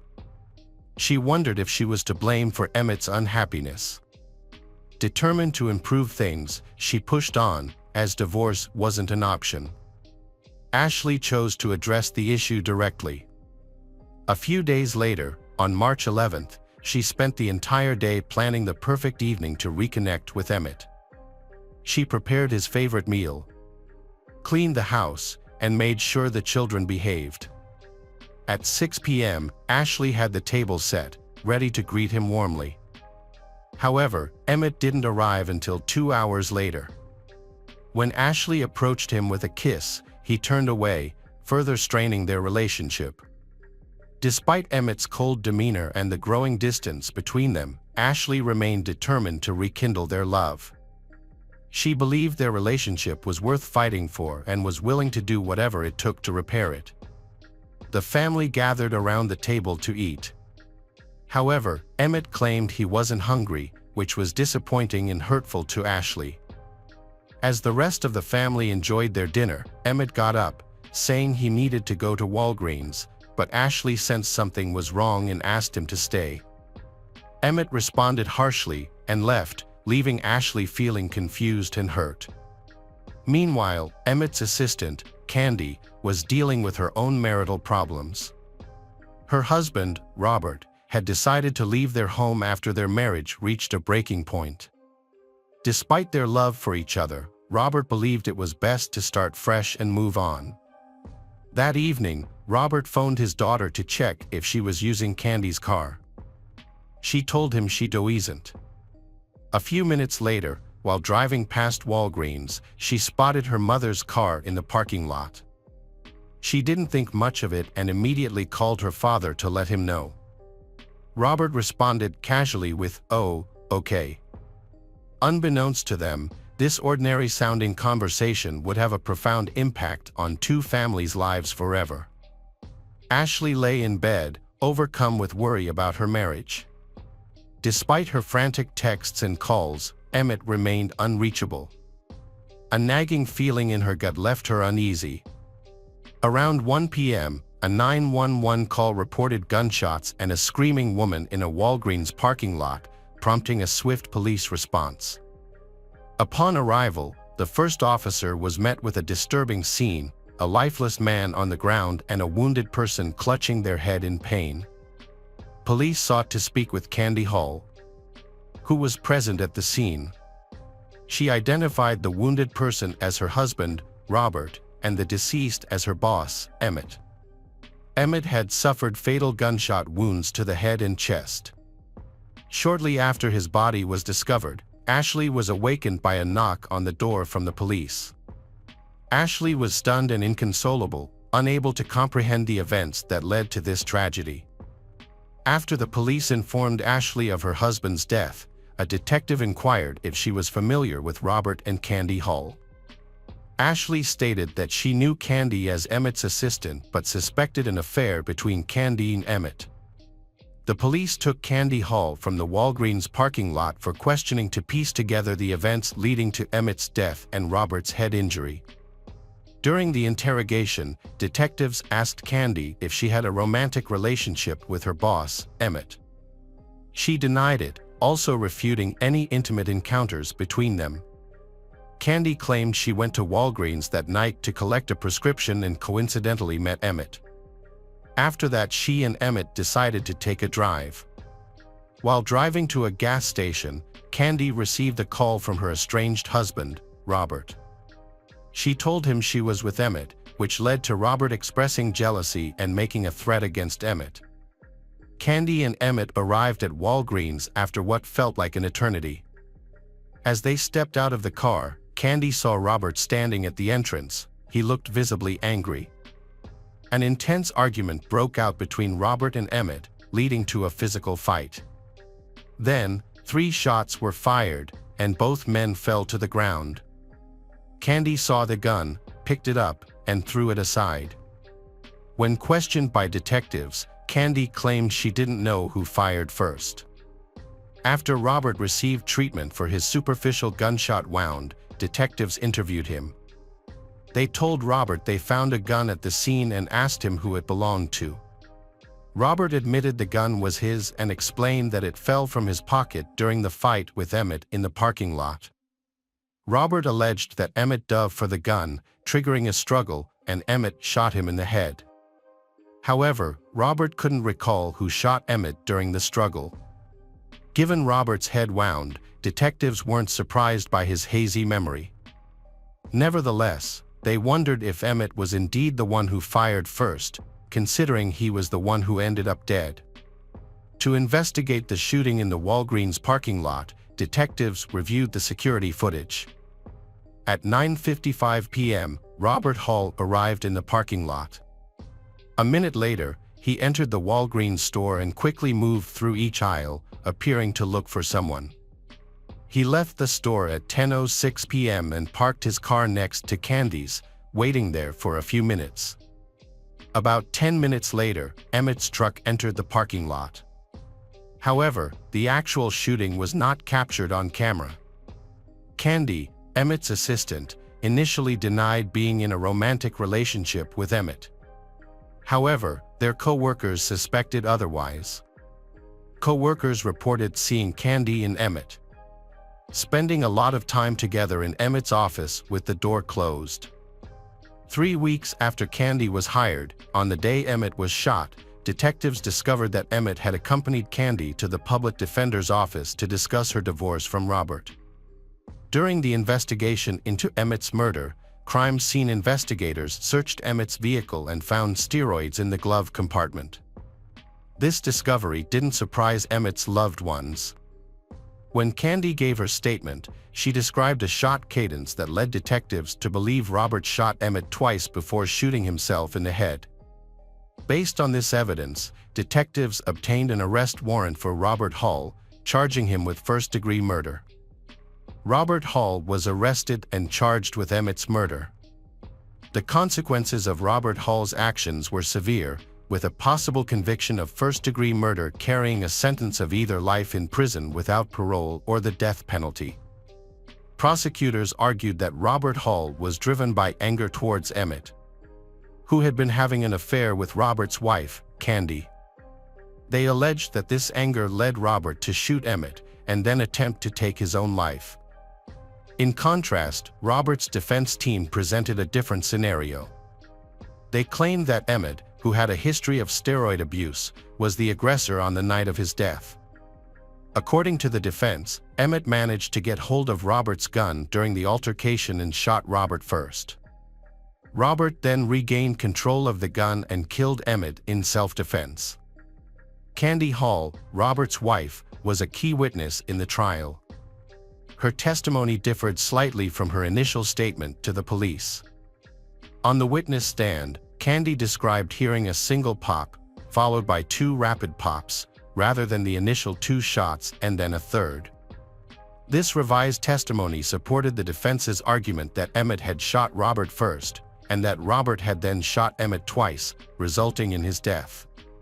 To prove that Robert was the shooter in the Walgreens parking lot, prosecutors presented forensic evidence about the type of weapon used. This evidence showed that the weapon accumulates a large amount of gunshot residue, GSR, after being fired. After the shooting, investigators tested Robert and Emmett for gunshot residue. The test found 32 gunshot residue particles on Robert's left palm and 23 on his right. In contrast, Emmett had only 1 particle on his left hand and none on his right.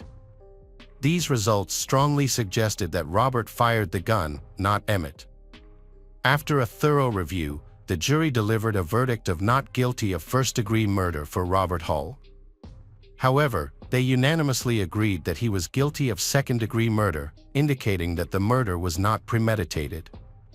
As a result, Robert was sentenced to 30 years in prison by the presiding judge. He will be eligible for parole in 2028 at the age of 58.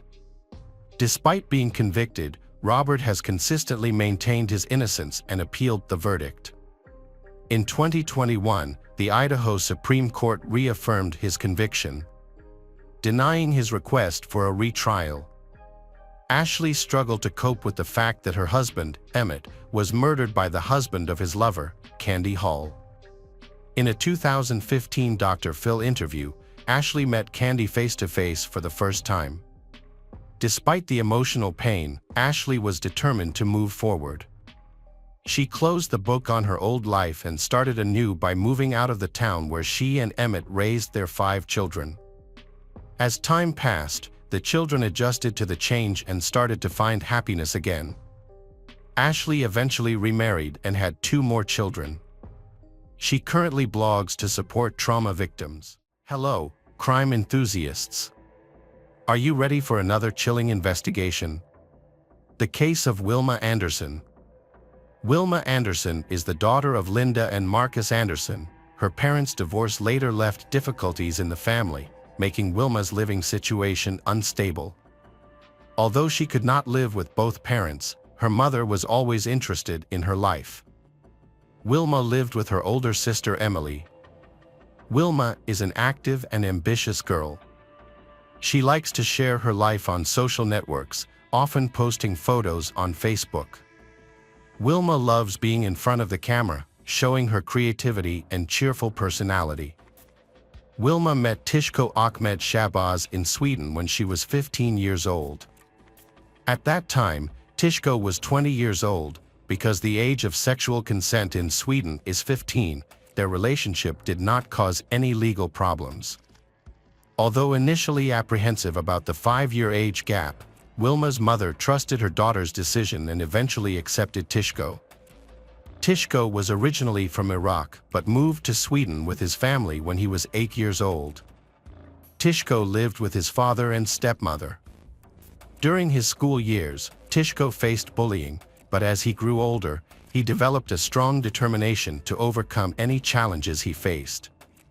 In 2014, Tishko became a Swedish citizen, and after completing his studies in 2018, Tishko found a job in the care industry. Wilma and Tishko moved in together in Uddevalla, Sweden. Over time, Tishko became increasingly controlling, and Wilma's mother noticed a change in her daughter's behavior during the 2 years Wilma lived with Tishko. Wilma often confided in her sister Emily about her difficult relationship with Tishko. On November 14, 2019, Wilma told Emily over the phone that she was ending her relationship with Tishko. She was exhausted by Tishko's control over every aspect of her life, including what she wore, where she went, who she talked to, and how she applied her makeup. Feeling suffocated and desperate to end the relationship, she said she had to pack up and leave before Tishko got home from work. Emily tried to contact Wilma, but her calls went unanswered. The next day, November 15th, Wilma missed her dentist appointment. 2 days later, November 17th, Wilma's parents came to the apartment she shared with Tishko. After several knocks, Tishko opened the door, apparently intoxicated. Wilma's mother, Linda, asked Tishko about Wilma's whereabouts. He admitted that their relationship was over and that Wilma had left after taking her things. Tishko claimed that he did not know where Wilma was. Wilma's parents entered the apartment, hoping to find out more. Tishko recounted the argument that led to the breakup, with him and Wilma having a heated argument when he returned home from work around 5:30 p.m. Initially, her parents were not too concerned, as Tishko and Wilma's relationship was unstable. Emily, extremely concerned about Wilma's disappearance, created a Facebook post seeking information about Wilma. Normally, Wilma always contacted her family, so the lack of contact was very unusual. In the post, Emily described Wilma's appearance as 165 centimeters tall with black hair. After the posts were posted on social media, the police got involved. They interviewed Emily and other family members and began searching for anyone who may have come into contact with Wilma. However, neither Linda nor Emily had heard from her since her disappearance. With an extensive search effort underway, a combined task force of police, friends, and family set out to track Wilma using dogs and drone technology. When police approached Tishko for questioning, he claimed to have no knowledge of Wilma's disappearance or whereabouts, confirming that he had had no recent contact with her. By November 17, 3 days into the search for Wilma, there were still no leads. Wilma was normally active on social media, but she had been strangely quiet during the time she was missing. As a result, some 5,000 people joined the search effort, and police returned to Tishko to gather more information. However, Tishko insisted that he knew nothing about Wilma's disappearance.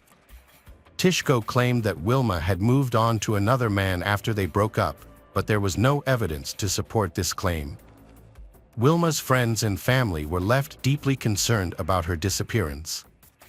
Meanwhile, Wilma's family shared disturbing details with police about how Wilma's life had changed for the worse since living with Tishko. According to Wilma's family, Tishko controlled Wilma's life. Her sister, Emily, revealed that Wilma confessed that she was abused while living with Tishko. But despite this abuse, Wilma still had strong feelings for Tishko. Tishko took extreme measures to monitor Wilma's activities, including installing a GPS device on her phone.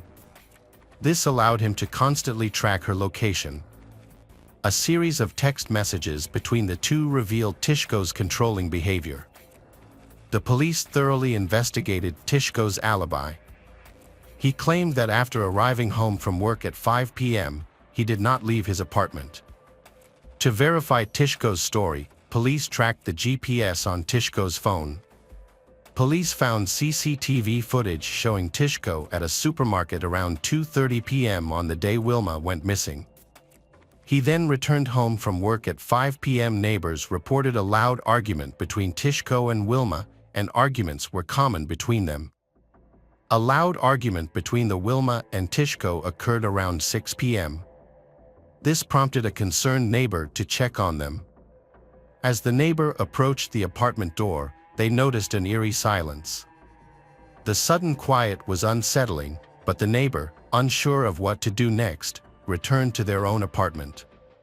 The police thoroughly investigated Tishko's activities, including his workplace and company vehicle.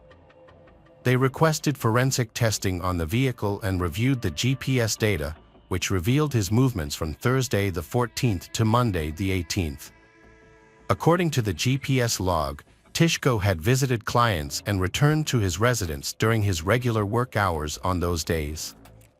On the evening of the argument, around 6:30 p.m., Tishko left his apartment. Witnesses saw him walking alone along the freeway, wearing all black clothing. A motorcyclist described Tishko as appearing lost in thought. Police stopped Tishko and escorted him home.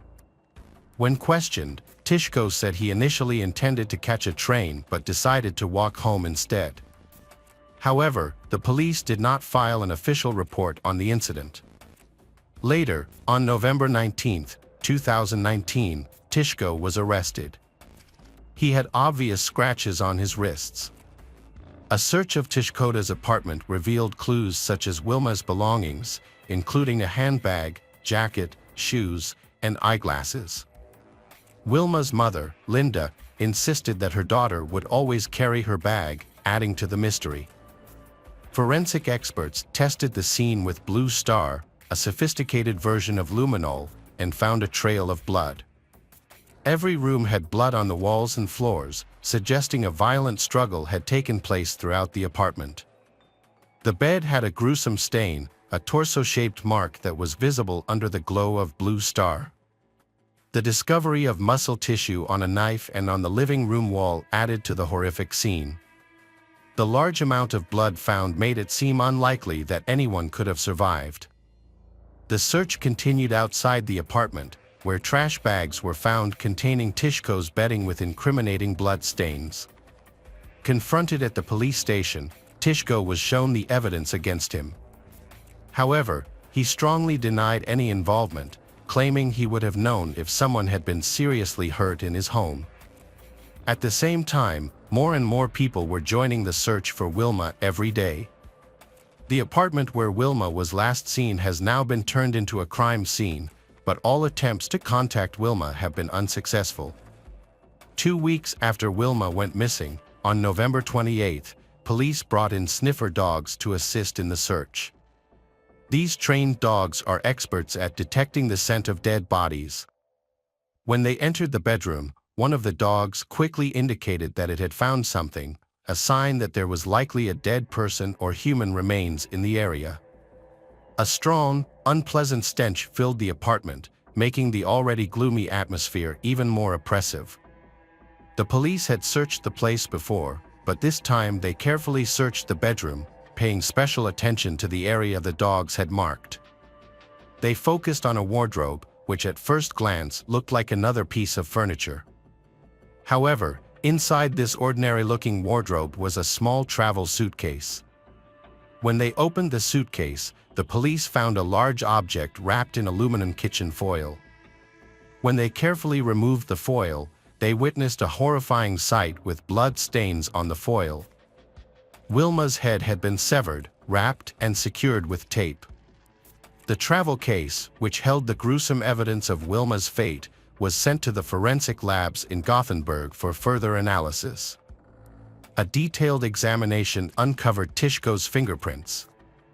The investigation revealed the shocking conclusion of the case.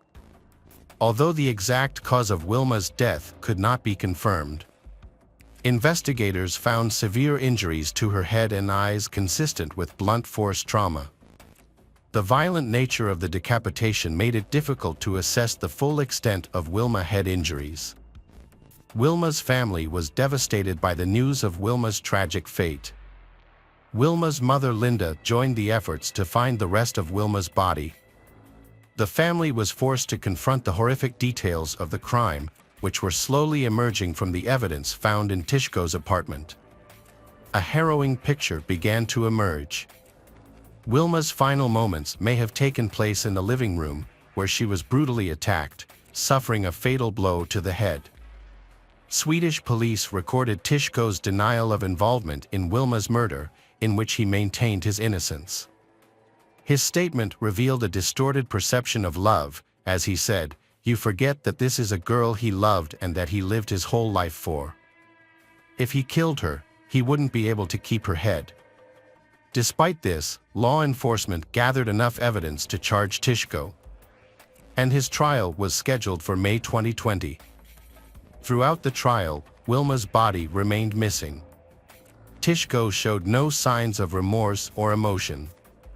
In court, his defense team tried to argue that he was not guilty by reason of insanity, pointing to his irrational beliefs and claims about Wilma as evidence. However, this defense was unsuccessful. On July 27, 2020, the court delivered its verdict. Tishko, 23, was found guilty of murdering 17-year-old Wilma Anderson and was initially sentenced to life in prison. However, the appeals court later reduced his sentence to 18 years. The sentence was reduced in part due to a lack of concrete evidence surrounding the circumstances of Wilma's death, including the fact that her body was never found. Wilma's funeral was finally held in late 2020, bringing closure to the tragic events, but undoubtedly causing immense grief for her family. Hey detectives! Welcome back. We've got another mysterious case to explore. The case of Grace Mill Lane. Grace Emmy Rose Mill Lane was born on December 2, 1996 in Wickford, Essex, to her parents Gillian and David Mill Lane. She was the youngest of her 3 siblings. She was known as a lovely, outgoing, cheerful daughter who thought about her family and loved creativity and art. Because her family was so close to her, Grace maintained daily contact with her siblings and parents, even when she rented a house near her school, Lincoln University, where she studied advertising and marketing. In 2018, Grace Milne, 21, graduated with a bachelor's degree in advertising and marketing. Like most young people at that age, Grace decided that she would take a year off before settling into her career. She decided to travel to South America before going to New Zealand. She embarked on a 10-month solo adventure in October 2018. She initially visited Peru before making her way to South America. On November 19th, Grace arrived in New Zealand and checked into the base backpackers hostel in Auckland, ready for a 2-week holiday traveling around the Upper North Island. It was in New Zealand that Grace met her Tinder match, a 28-year-old man named Jesse Kempson, on December 1st. Jesse Kempson was born on December 28, 1991, in Lower Hutt, New Zealand, but he grew up in Wellington. His parents separated when he was young, and for a time, he was raised by his grandparents. He moved to Australia with his mother as a teenager, but in 2016 he returned to New Zealand and lived in a hostel in Wellington. Grace didn't know that Jesse had a darker side, a more cruel soul, in him. Jesse was known to be a very charming guy, and he used that to manipulate people. On one occasion, Jesse lied to his former landlord that he was a professional softball player, newly signed by the New Zealand national softball team, the Black Sox, and claimed that his contract money would come so he could pay the rent. That went on for 2 months. And the homeowner only learned the truth when Black Sox management announced that no one knew who Jesse was. Unfortunately, the homeowner later discovered that he had fled elsewhere without his knowledge.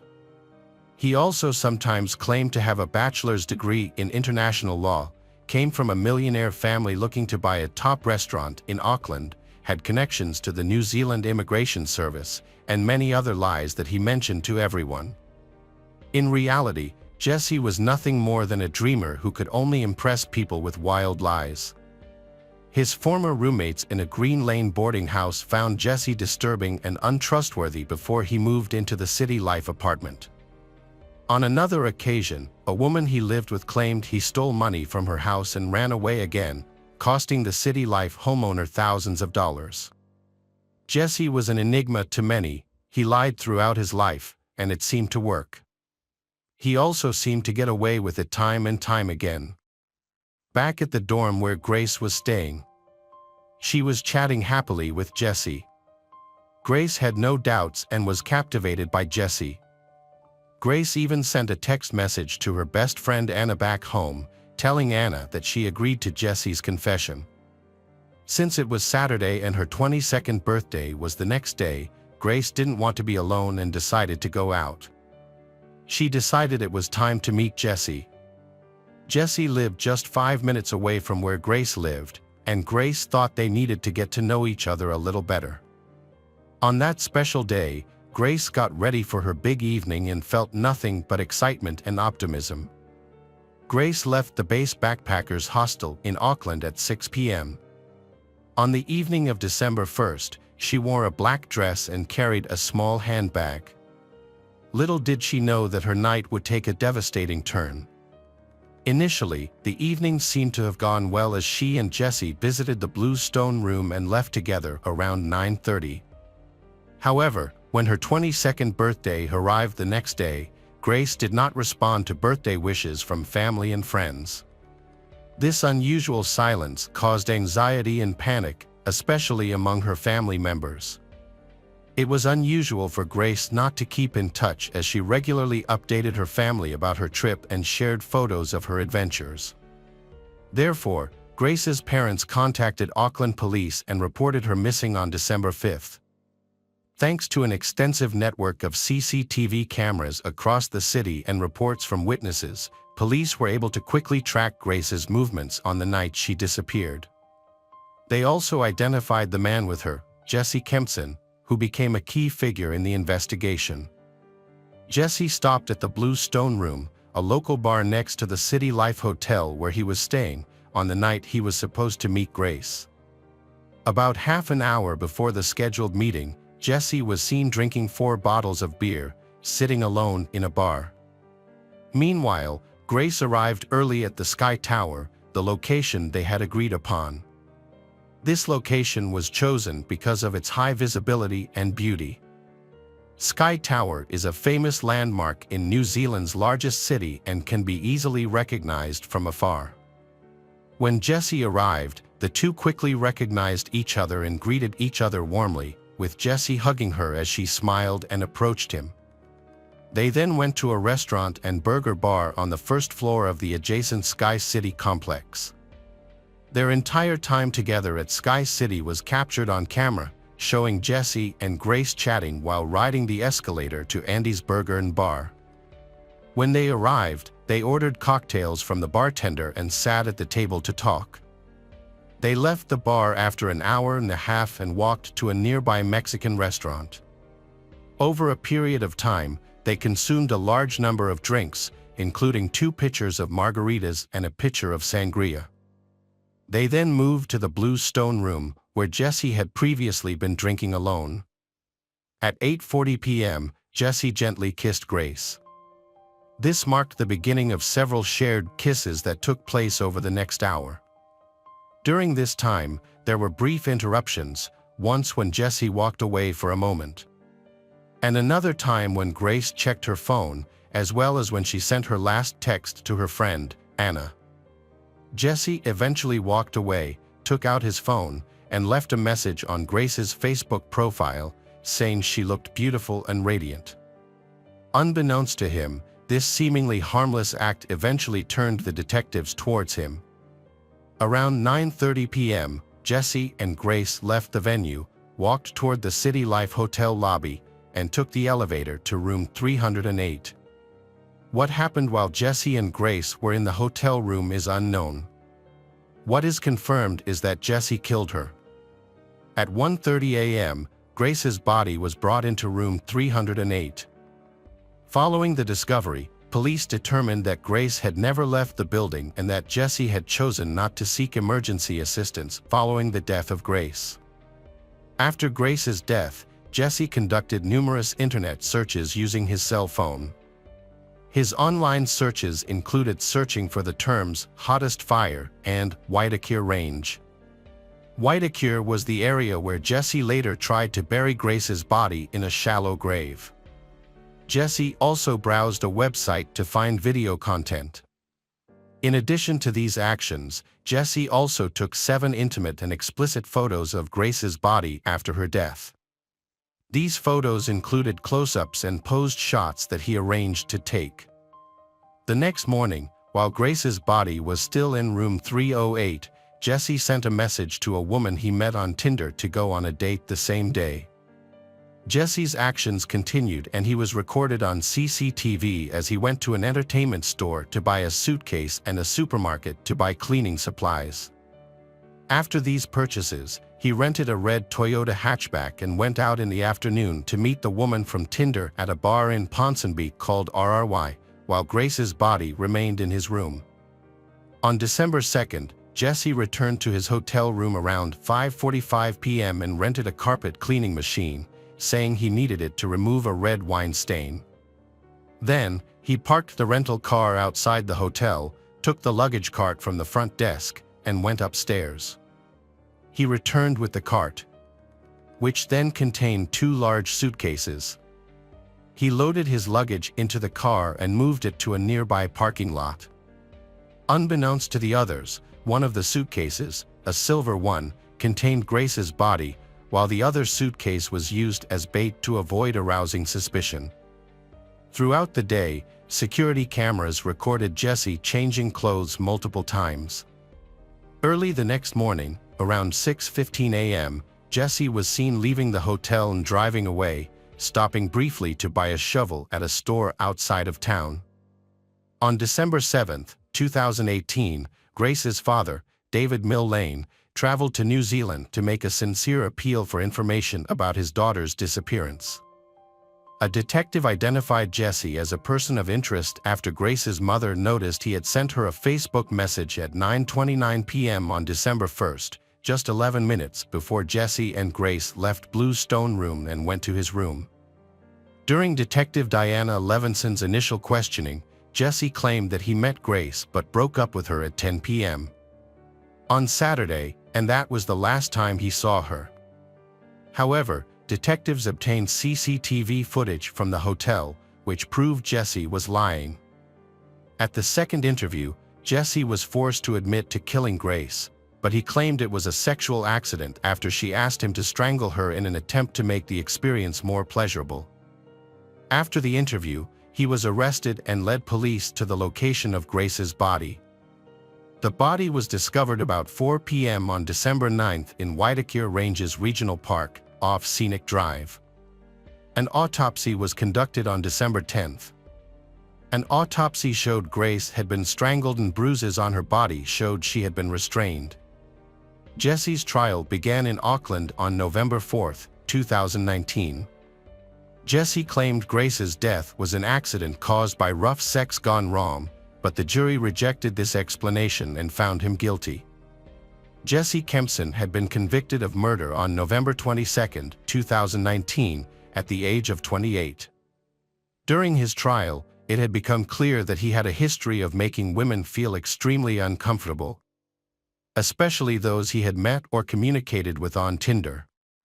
8 months before meeting his victim, Jesse had dated another British tourist on Tinder and had taken her back to his motel room in Oakland. When she had refused to have sex with him, he had assaulted her while she had been crying and frozen in bed with fear. The female tourist had kept the incident a secret until she had recognized Jesse in the media after he had been charged with murder. Jesse's online interactions with another woman had also raised concerns. He had shared explicit messages where he had detailed his sexual preferences and had explained why he had them. It was believed that his desire to control and dominate might have contributed to Grace's death. In a separate trial, Jesse had been convicted of assaulting his ex-girlfriend. He had assaulted her, had threatened her with a butcher knife, and had forced her to perform humiliating acts. Jesse had claimed that he had been sent by the CIA to kill her, displaying a disturbing pattern of behavior. Throughout the trial, Jesse had shown no remorse for his actions and had refused to accept responsibility. On February 21, 2020, Jesse had received a sentence of life in prison with a minimum of 17 years without parole. The tragic events surrounding Grace's story had highlighted the need for increased safety measures for travelers, especially young women hoping to explore the world. Hello, crime enthusiasts. Are you ready for another chilling investigation? The case of Michelle Avila. Michelle Yvette Missy Avila was born on February 8, 1968, in Arleta, Los Angeles. She grew up in a family with a mother and 3 brothers. Michelle attended San Fernando High School with 2 of her close friends, Karen Severson and Laura Doyle. However, their friendship began to deteriorate when they entered high school. Thanks to her beauty and popularity, Michelle attracted a lot of attention from her peers, especially boys. Michelle's prominence made Karen and Laura increasingly jealous. Afterwards, a false rumor spread that Michelle had been involved with several guys who were already in relationships. This malicious gossip incited violence against Michelle outside of school.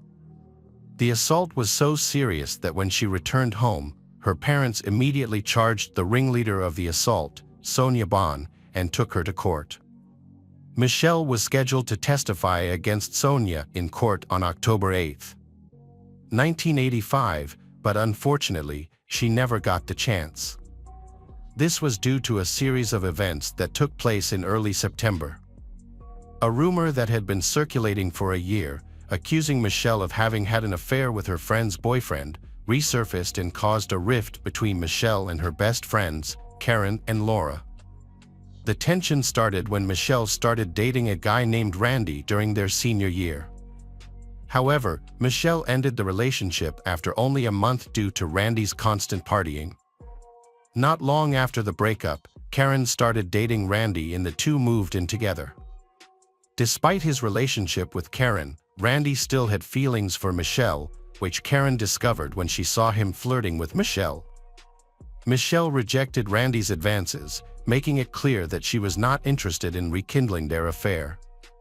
Michelle advised Karen to reconsider her relationship with Randy and find someone better. Karen was furious, and Karen and Laura decided to confront Michelle at a neighboring park, causing rumors to spread once again. Michelle tried to reason with Karen and Laura, explaining that she would never betray their trust and that these were just false rumors from the previous year. Witnesses said Karen yelled at Michelle, threatened her with a broken beer bottle, pushed her to the ground, and slapped her before leaving with Laura. This encounter occurred just 10 days before Michelle was murdered. After the incident, Laura apologized to Michelle, and they decided to put their conflicts aside. However, Karen did not apologize to Michelle until October 1st, when she finally apologized for her reaction to Michelle. Michelle was grateful for the apology because she missed her friends so much. The three friends then made plans to meet at Stonehurst Park later that day. On October 1st, 1985, Michelle told her mother that she was going out with friends and was allowed to go on the condition that she be home by 6 p.m. Michelle waited outside for Laura to pick her up. When Laura arrived, they drove around a bit before arriving at Stonehurst Park, where they parked and waited for Karen to arrive. A few minutes had passed, and Karen had driven into the parking lot with another friend named Eva, who had been sitting in the passenger seat. As soon as Karen had arrived, she had driven her car very close to Laura's car and had rolled down the window. She had started shouting at Laura, who had rolled down her window and yelled back. Michelle and Eva had watched in amazement as their friends had angrily insulted each other, but Michelle had had no idea what the argument had been about. The situation had quickly escalated as Karen had backed away and sped off, with Laura following closely behind. They had driven recklessly for 45 minutes, heading north of the city and into the mountains. Michelle and Eva had begged them to calm down and stop, but Karen and Laura had been too angry to listen. Finally, they had turned into a parking lot that had led to a forest. Laura and Karen had gotten out of the car and continued their argument. Michelle had gotten out of the car hoping to intervene and stop the fight. However, as soon as they had stepped outside, Laura and Karen had suddenly stopped arguing and had turned their attention to Michelle. They had rushed towards her, leaving Michelle wondering what would happen next. Michelle had tried to get in the car, but Karen and Laura had been standing too close, leaving her trapped. They hadn't fought physically with her, but they had been angry with Michelle. Karen and Laura had told Michelle that they had staged the entire drama to lure her into the woods, where they could confront her. Karen and Laura had accused Michelle of sleeping with their boyfriends and had revealed that it had been they who had started the rumors. Karen and Laura had shouted at Michelle, refusing to listen to her explanation. When Michelle had become confused, Karen and Laura had grabbed her, pulled her out of the car, and had forced her to follow a nearby trail into the woods. Michelle had been much smaller than the other two girls, which had left her defenseless against Karen and Laura, who had continued to push her further down. Eva had remained in the car during the initial altercation, but had eventually gotten out and followed the group at a distance. She hadn't participated in the events that had taken place in the forest and hadn't been sure why she had been there. The group had continued into the woods, out of sight from the parking lot. When they had gone far enough, Laura had stopped and turned back to Michelle, who had been crying fearfully. Laura had then punched Michelle in the face. Karen had quickly joined in, and within seconds, Michelle had been on the ground, beaten and trampled. The attack had temporarily stopped when Laura had pulled out her knife. Grabbing Michelle's hair, she had begun cutting out sections of hair. Karen had wanted to participate, so she had started pulling Michelle's hair with her hands because she hadn't had a knife. Meanwhile, Eva had watched what had happened without doing anything to intervene. After cutting and pulling Michelle's hair, Laura and Karen had used rope to tie Michelle's hands behind her back and gagged her. A nearby river had caught Laura's attention, and she had stepped into the shallow water, smiling tauntingly at Michelle and daring her to enter. When Michelle hadn't moved, Karen had helped her up, forced her toward the river, and pushed her. Michelle had fallen down the hill, her face hitting the ground, rolling towards the river with her hands tied. Laura and Karen grabbed the girl and pulled her into the water. Eva had witnessed this and had run back up the driveway. However, when she had approached the cars, she had discovered they were locked. Since Eva had been too far away to get help from others, she had started walking back down the trail. But when she had heard a terrifying scream, she had stopped walking, turned around, and had run back to her car. There, Eva had lain on the ground in the fetal position and had waited about an hour until she had seen Laura and Karen return, soaking wet and laughing. But to her alarm, they had no longer been with Michelle. Then they left the forest, got in the car with Eva, and returned home. After the incident, for hours later, Laura even called Michelle's mother and asked after her. Laura talked to Michelle's mother, Irene Avila, and made up a story about dropping Michelle off with 3 boys in a blue Camaro after getting gas.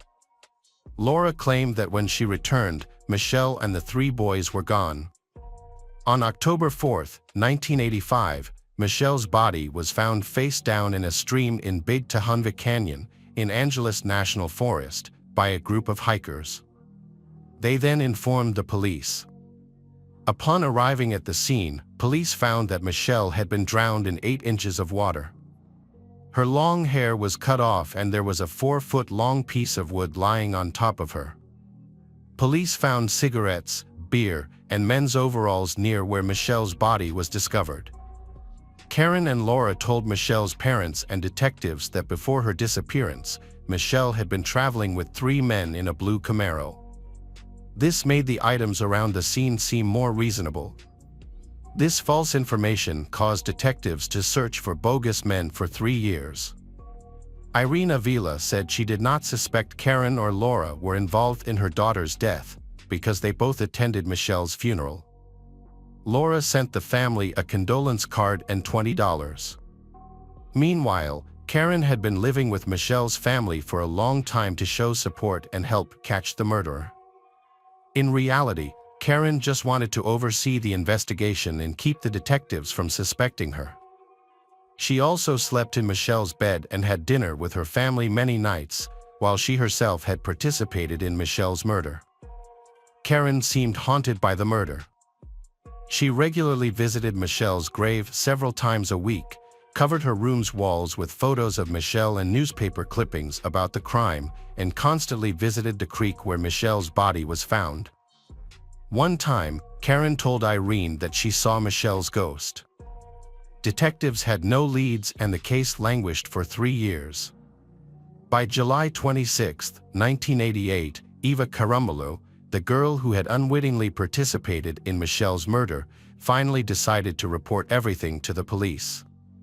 She explained the rumors that had been circulating about Michelle, the disagreements between her, Laura, and Karen, their anger, their jealousy, and every detail of the murder she knew. It took Eva a long time to report the incident because she was threatened by Laura and Karen. They told her not to say anything about what she saw, and she feared they would kill her. Finally, in March 1990, Karen and Laura were convicted of second-degree murder and sentenced to life in prison with the possibility of parole after 15 years. The jury did not believe the murder was premeditated, so they rejected the first-degree murder charge. After serving 21.5 years, Karen was released from prison on December 9, 2011. Laura was also released from prison in December 2012 after serving 22 years. Karen attempted to write a memoir about the murder and her life in prison. However, the book did not achieve the expected success. She also planned to make a film about her story but faced opposition from Avila's family. This incident prompted the state of California to pass Missy's Law, requiring organizations that help publish criminals' works to contact victims' families about those works. Missy's story has sparked much debate about the impact of bullying, the complexities of teenage relationships, and the importance of fostering an environment of empathy and kindness. Michelle Yvette, Missy Avila's legacy will be one of resilience and hope.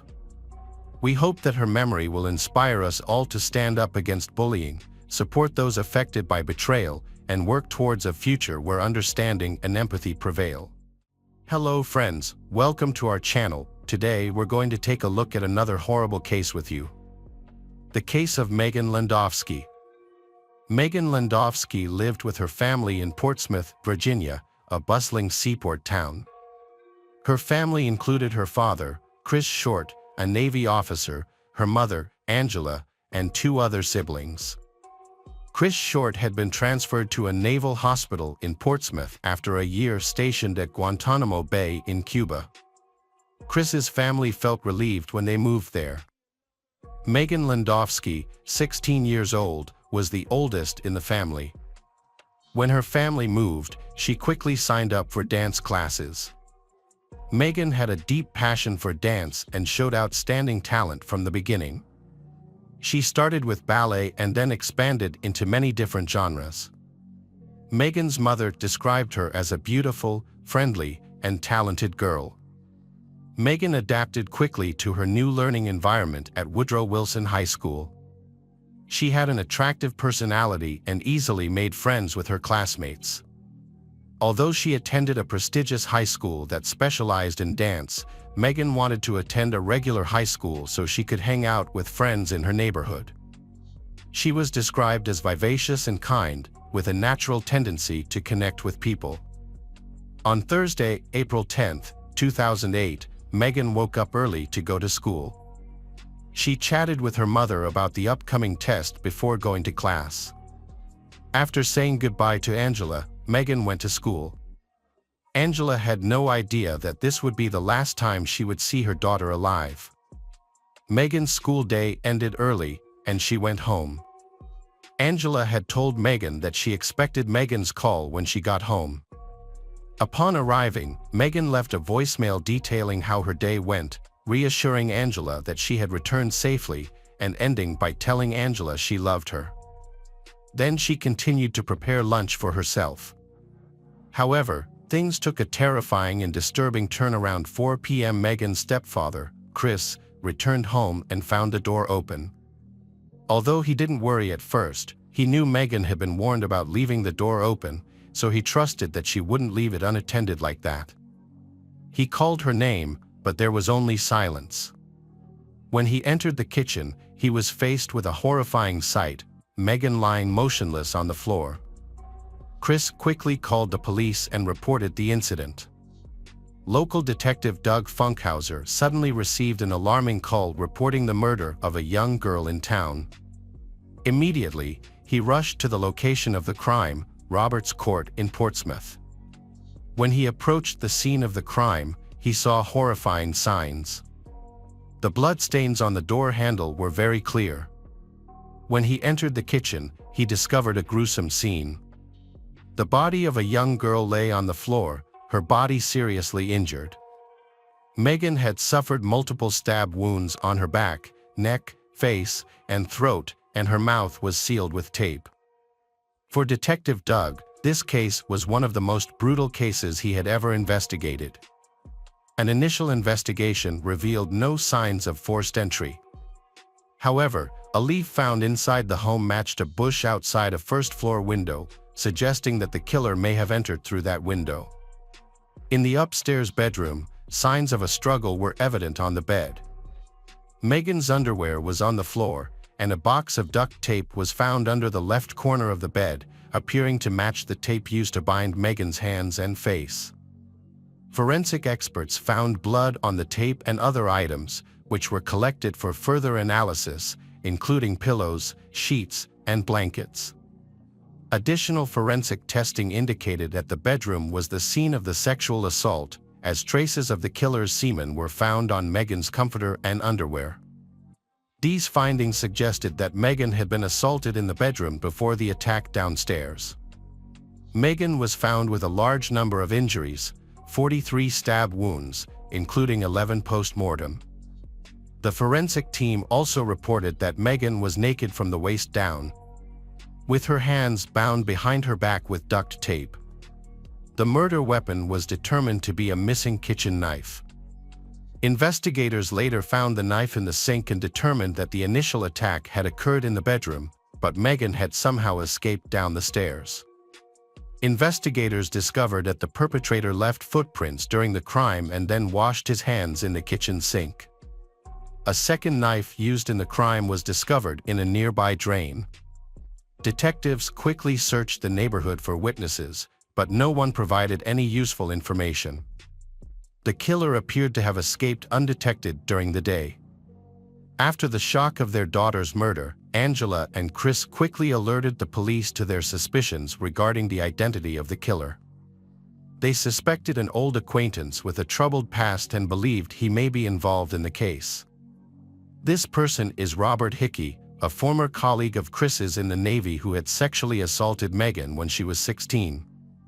Chris and Robert had worked together as technicians and had become close friends, often inviting Robert and his family to their home.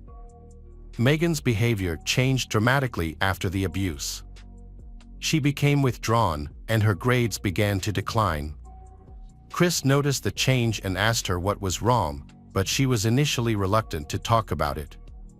Eventually, Megan confided in Chris, revealing that Robert had been sexually assaulting her in secret.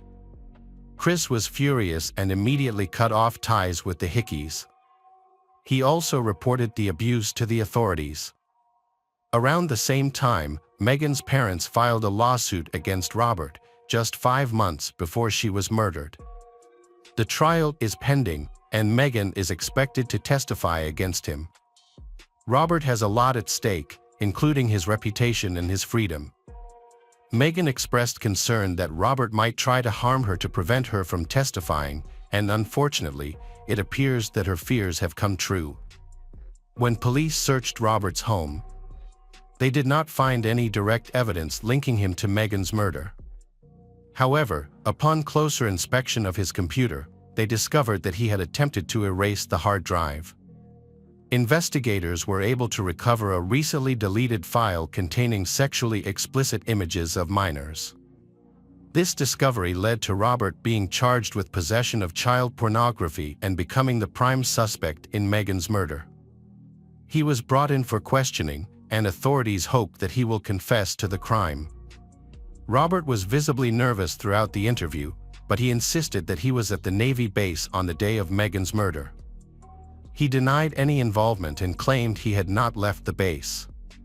However, after verifying his alibi with his colleagues, the police discovered a gap in his timeline, raising the possibility that he might have been involved in the murder. The police obtained surveillance footage from the base but found no evidence that Robert had left. Despite this, he remained a suspect. To investigate further, a DNA sample was taken from Robert to compare with the DNA found at the crime scene. The results showed no match, ruling out Robert as the killer. This discovery left the police without any leads or suspects, leaving them frustrated.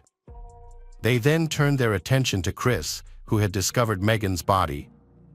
After taking a DNA sample from Chris, he was quickly cleared. Megan's family members, including her younger brother, Corey, were also ruled out as suspects.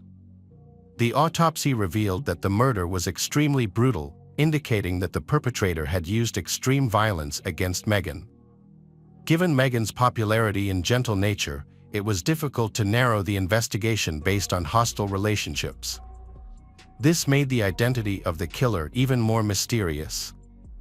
The investigation into Megan's case did not produce any suspects. Detectives focused on Megan's life at school and interviewed each of her friends. Megan's best friend was interviewed but did not provide any useful information. Police then spoke to other friends and acquaintances from Woodrow Wilson High School and learned that Megan had dated a few people but nothing too serious. Although these men did not appear to be suspects, police asked them to provide DNA samples as a precaution. Meanwhile, experts retested DNA from the crime scene, which suggested that the killer was likely an African American male. For 6 months, no major developments were made, but that changed when a helpful classmate provided valuable information, a list of boys with whom Megan had occasionally flirted. Police looked through the list and found that they had spoken to all of the boys on the list, except for one, a 17-year-old named Robert Lee Barnes. Megan and Robert Barnes were both in the performing arts program at Churchill High School. Megan confided in her friend that she believed Robert might have a crush on her. At school, Robert was considered an excellent violinist, and as a student, he had always earned good grades, exhibited exemplary behavior, and had no disciplinary problems. As one of Megan's friends, Robert visited Megan's home several times, showing respectful behavior during these visits, and Megan's parents were very fond of him. When the police questioned Robert about Megan, he described her as a kind and pleasant person and was shocked that someone would want to harm her. He mentioned that he and Megan had attended shows together and occasionally hung out. However, towards the end of the interview, Robert's demeanor changed when he was asked to provide a DNA sample. Unlike Megan's other classmates, who were cooperative with the request, Robert hesitated and then refused, which aroused the suspicion of the investigators. Robert said that his mother did not allow the DNA test, but the police informed him that his parents' permission was not required because he was almost 18 years old. However, Robert still refused. This refusal made the investigators feel uncomfortable and suspicious that something was wrong with Robert. Therefore, after the interview ended, the investigators suggested that he talk to his mother and try again. The day after the initial investigation, Robert contacted the authorities to request a meeting. When asked if he had obtained his mother's permission, he replied that he had not, but he had given them a piece of his chewing gum as a DNA sample. Robert removed the gum from his mouth, placed it in a rubber glove, and gave it to the investigators. Despite this, the investigators remained suspicious of Robert. The DNA lab then contacted the detective to inquire about the sample's source. After confirming that Robert had indeed placed the gum in the glove, the lab questioned whether he had been continuously monitored while providing the gum. This investigation was prompted by the surprising fact that the DNA on the gum matched that of a woman. It turned out that Robert had switched the gum he was chewing with another piece before handing it to the investigators. On October 23, 2008, Robert was called in for questioning again, this time with his mother. When confronted with the DNA findings, Robert was asked about the chewing gum. He made a critical mistake by stating, "This happened on Thursday." Up until that point, none of the individuals interviewed by the police knew the exact date and time of the murder. When the officers pointed this out to Robert, he provided an implausible explanation. According to Robert, on that Thursday, Megan had asked him to visit her home. Upon his arrival, Robert claimed to have found Megan being held at gunpoint by a masked individual. The alleged attacker held the gun to Robert, forcing him to tie Megan up. Robert then fabricated a story that he had been compelled to sexually assault Megan. He further claimed that they all went downstairs, where the attacker stabbed Megan after obtaining a knife. Ultimately, Robert stated that the attacker had forced him to inflict an injury on himself to ensure his blood would be present at the crime scene. Robert fabricated a false story to portray himself as the victim and to explain away any incriminating evidence. However, the police did not believe his account. When presented with evidence of footprints found at the scene, the investigator asked Robert why only his footprints were found and not those of the person he claimed had attacked him. Robert's mother intervened, telling Robert to stop talking and asserting that Robert was a good and innocent person. The police then took a DNA sample from Robert. The DNA analysis showed a match between Robert's DNA and the DNA found at the crime scene. As a result, Robert Barnes was arrested for the murder of Megan Landowski. According to police, Robert likely broke into the house through a window that afternoon, surprising Megan in her bedroom.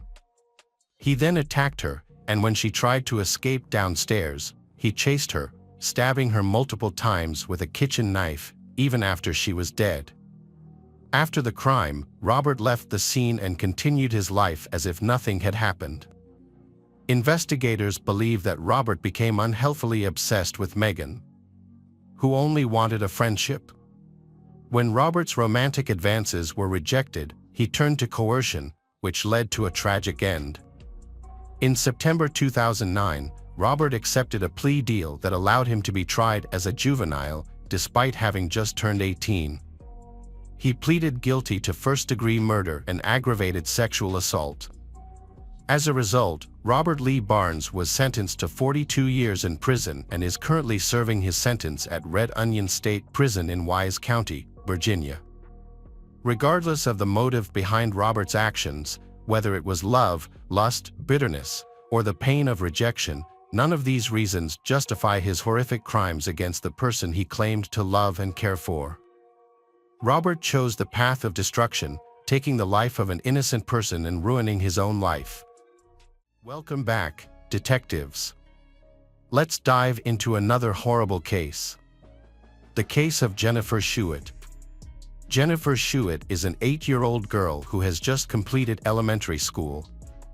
She lives with her single mother, Elaine, who has worked hard to provide her daughter with a comfortable life. Elaine always tries to give Jennifer a happy childhood, full of love and care. Thanks to that, Jennifer has become a cheerful, active girl who loves to explore and learn. However, Jennifer still has a common fear in children, which is the fear of the dark. Therefore, she often sleeps in the same room as her mother. Elaine understands this fear and is always by her daughter's side. On the night of August 9, 2009, mother and daughter slept in the same room again.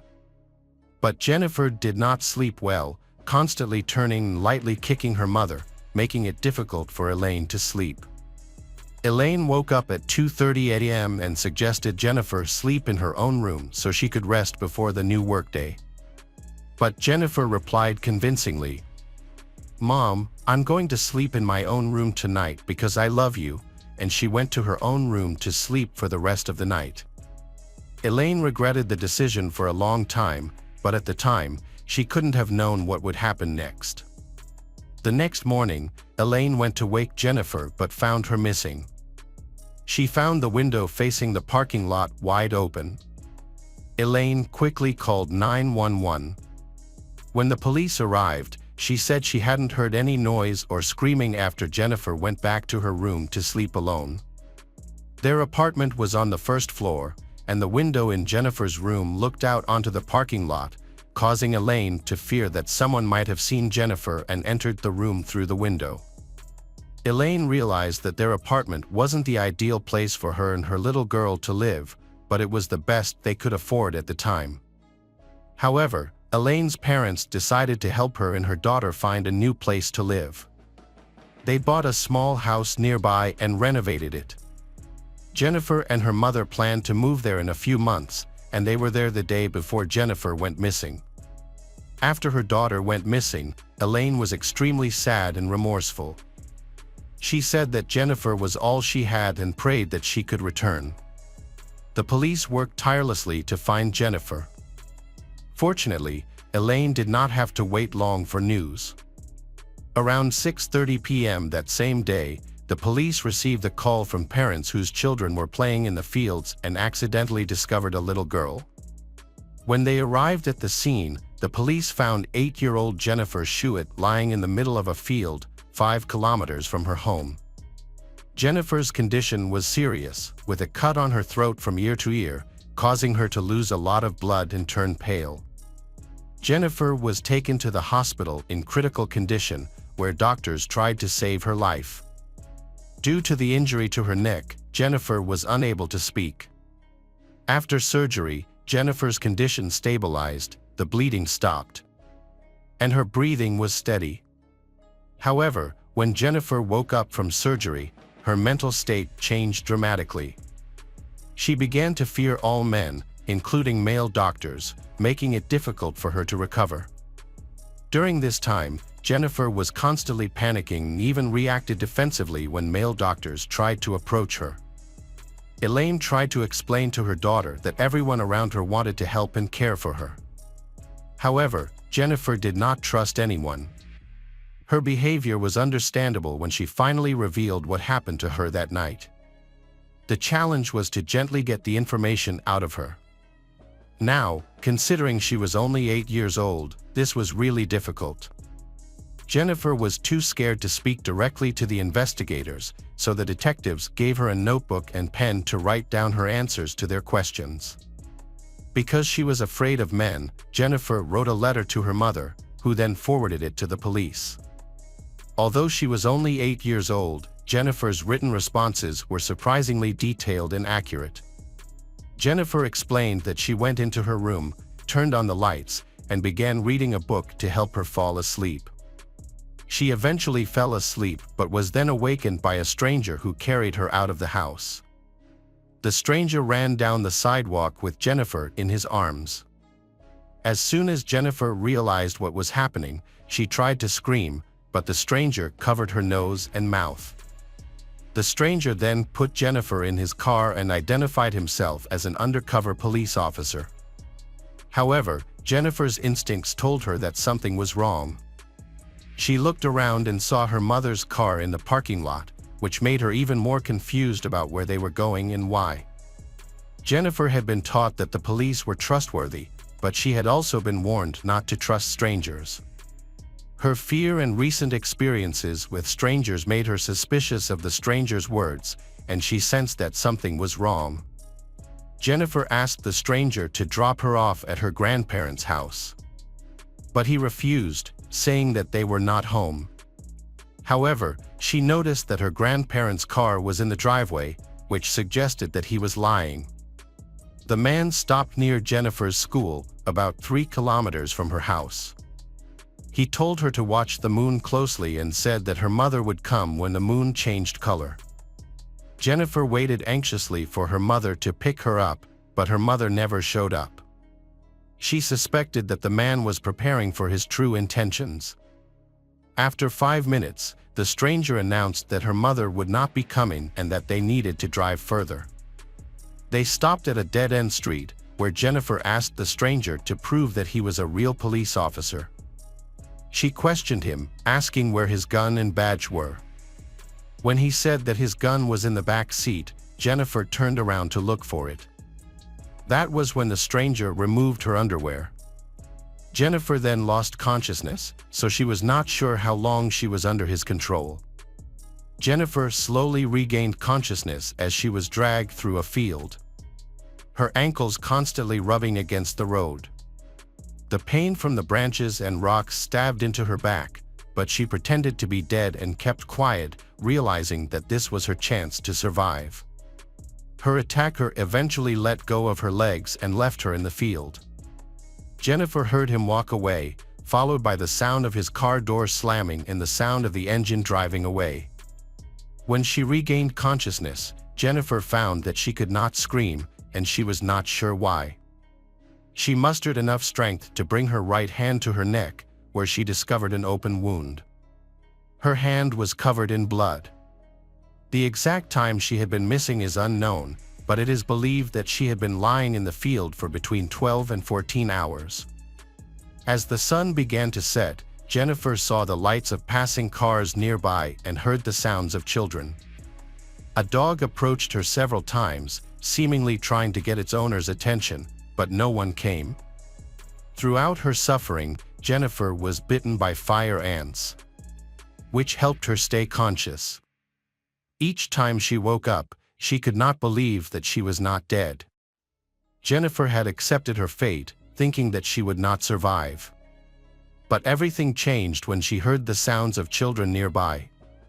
Suddenly, something hit her leg. When Jennifer later regained consciousness, she found herself being reassured by a police officer who repeatedly told her, "You've been found, you'll be okay. Just stay with me."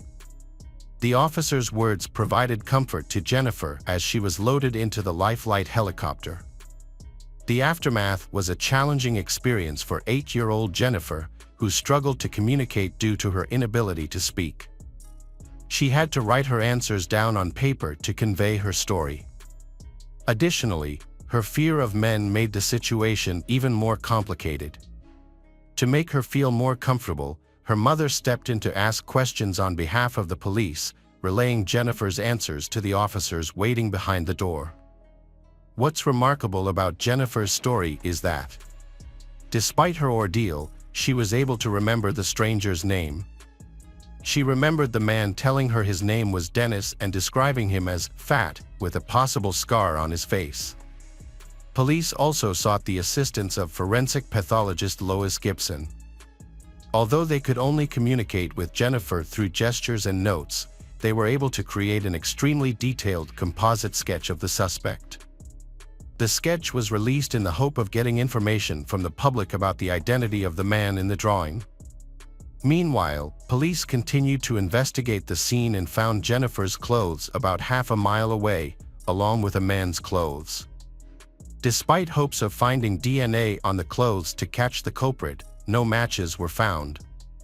Jennifer gradually recovered from her injuries. Despite her young age, she showed incredible resilience. During her recovery, there was a moment when she was upset about a chocolate bar that she couldn't eat. She screamed in frustration and let out a weak sound. The doctors were amazed to see that her vocal cords, which had been nearly severed and were not expected to heal, began to miraculously recover. After a while, Jennifer was well enough to be discharged from the hospital. She returned home and went back to school, eventually finishing high school and college. After that, Jennifer decided to become a children's librarian.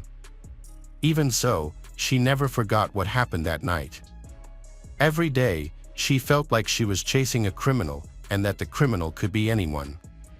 Jennifer thought that it could be her new neighbor, or a stranger at the post office or the grocery store.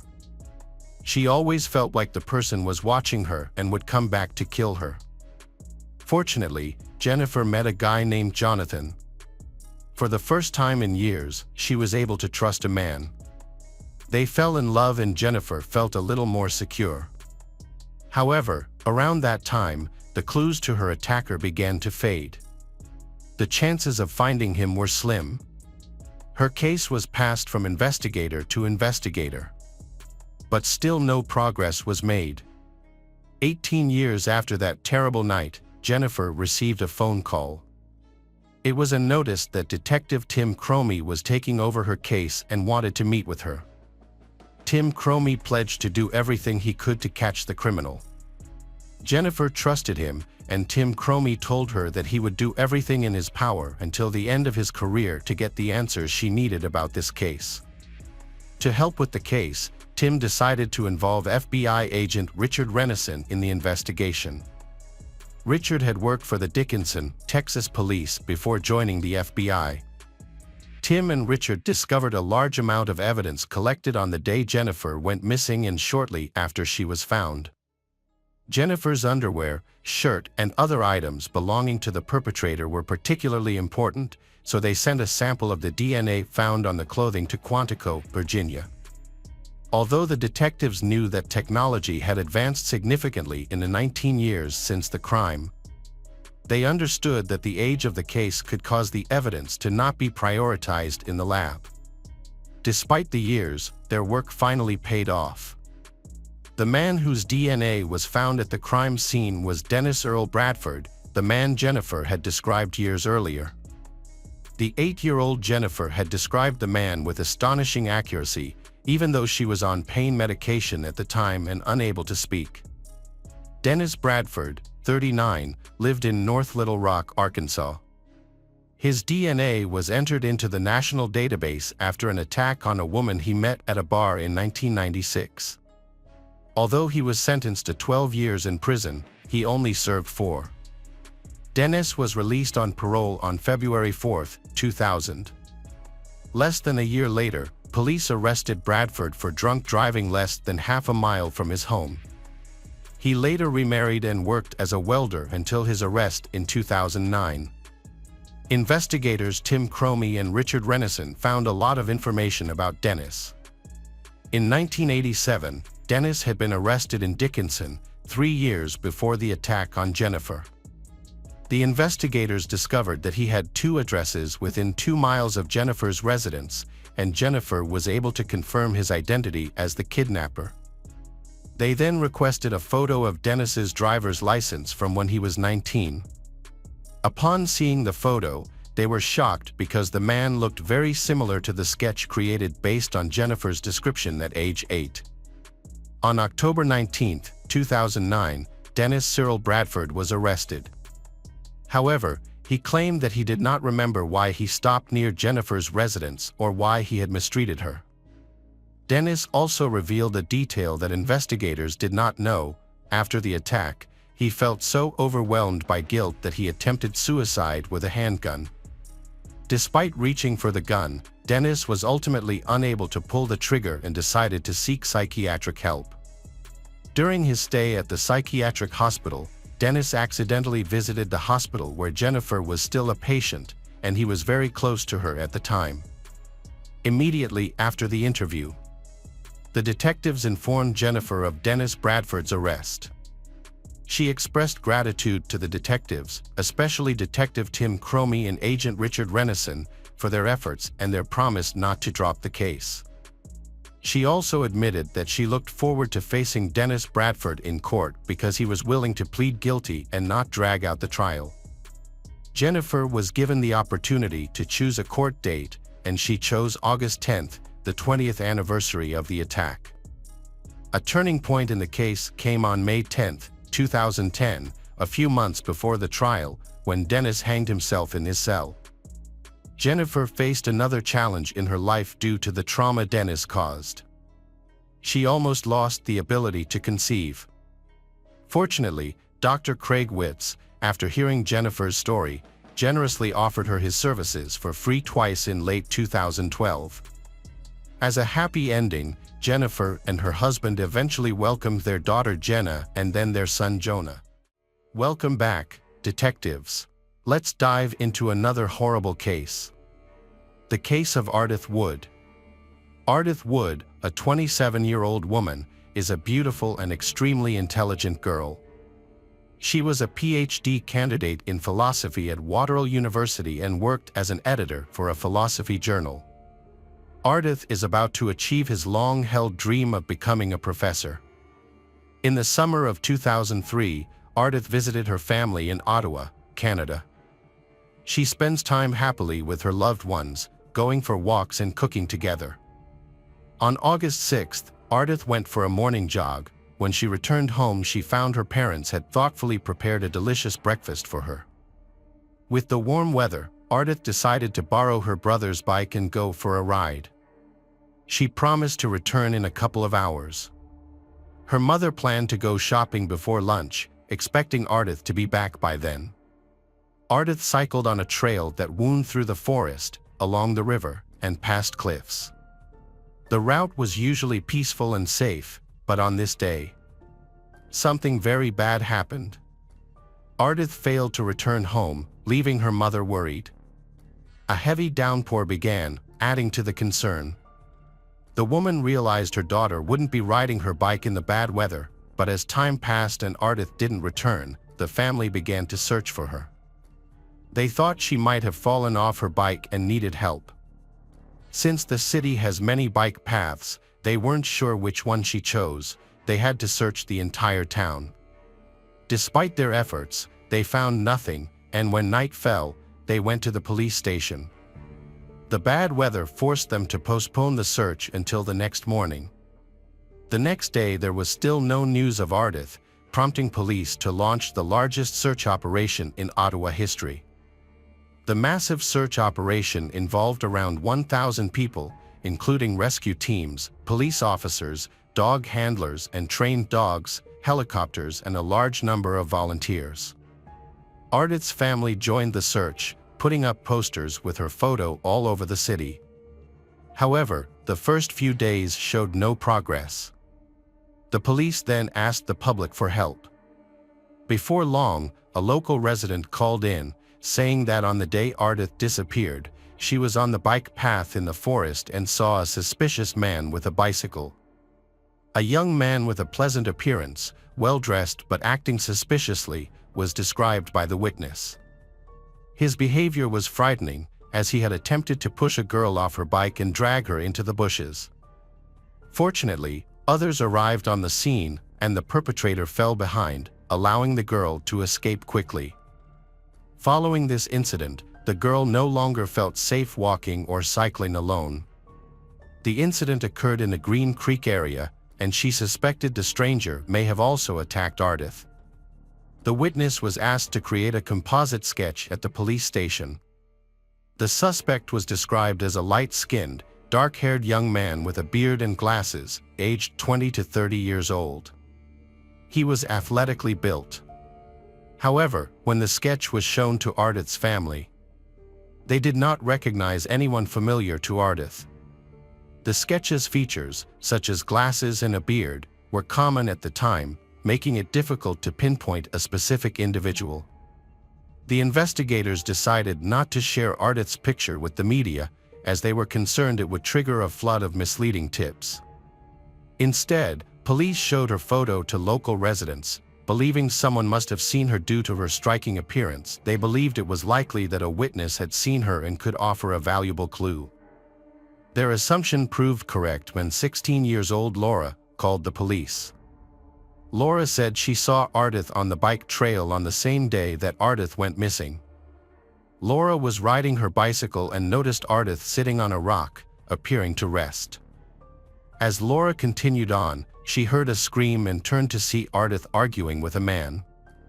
Laura was unsure what to make of the situation, thinking it might be a lover's quarrel. Ardith didn't seem to be calling for help, and Ardith eventually followed the man into the woods. Laura wanted to know what was happening but was scared by an approaching storm, and she quickly rode home. As Laura was leaving, she thought she heard a scream. The police asked her to come to the station to look at a composite sketch of a suspect. She recognized the person in the sketch. According to Laura, the incident occurred around 10 p.m. at Green Creek. After that, the police received several more calls from girls who had encountered the same creepy guy on the trail. He had attacked them, but they were lucky enough to escape. There was one particular call from one woman that was especially noteworthy. She described how an attractive stranger approached her while she was walking. They had a pleasant conversation at first, but then his behavior changed drastically. The man started grabbing her, but the woman was able to push him away with her bicycle and quickly flee. She didn't look back, fearing he would catch up to her. When she got home, she told her family about the incident and warned them to stay away from that area. Strangely, none of the girls who were attacked had reported the incidents to the police. The search for the suspect focused on the creek area. Soon, the police found Ardith's bicycle, which suggested they were on the right track. Meanwhile, investigators received an anonymous call that would prove to be a crucial breakthrough in the case. He reveals that a terrible incident happened in the forest, and alarmingly he was involved in it.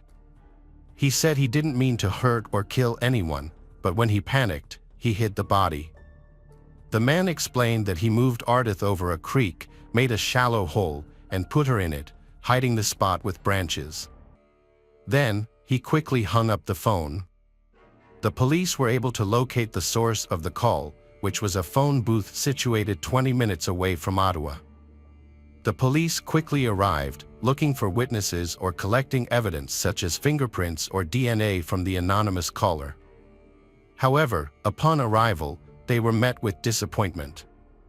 The handset had been thoroughly wiped clean, and no eyewitnesses or surveillance cameras were found. The search for Ardith continued in Green Creek, with the aid of specially trained dogs that could detect the scent of human remains.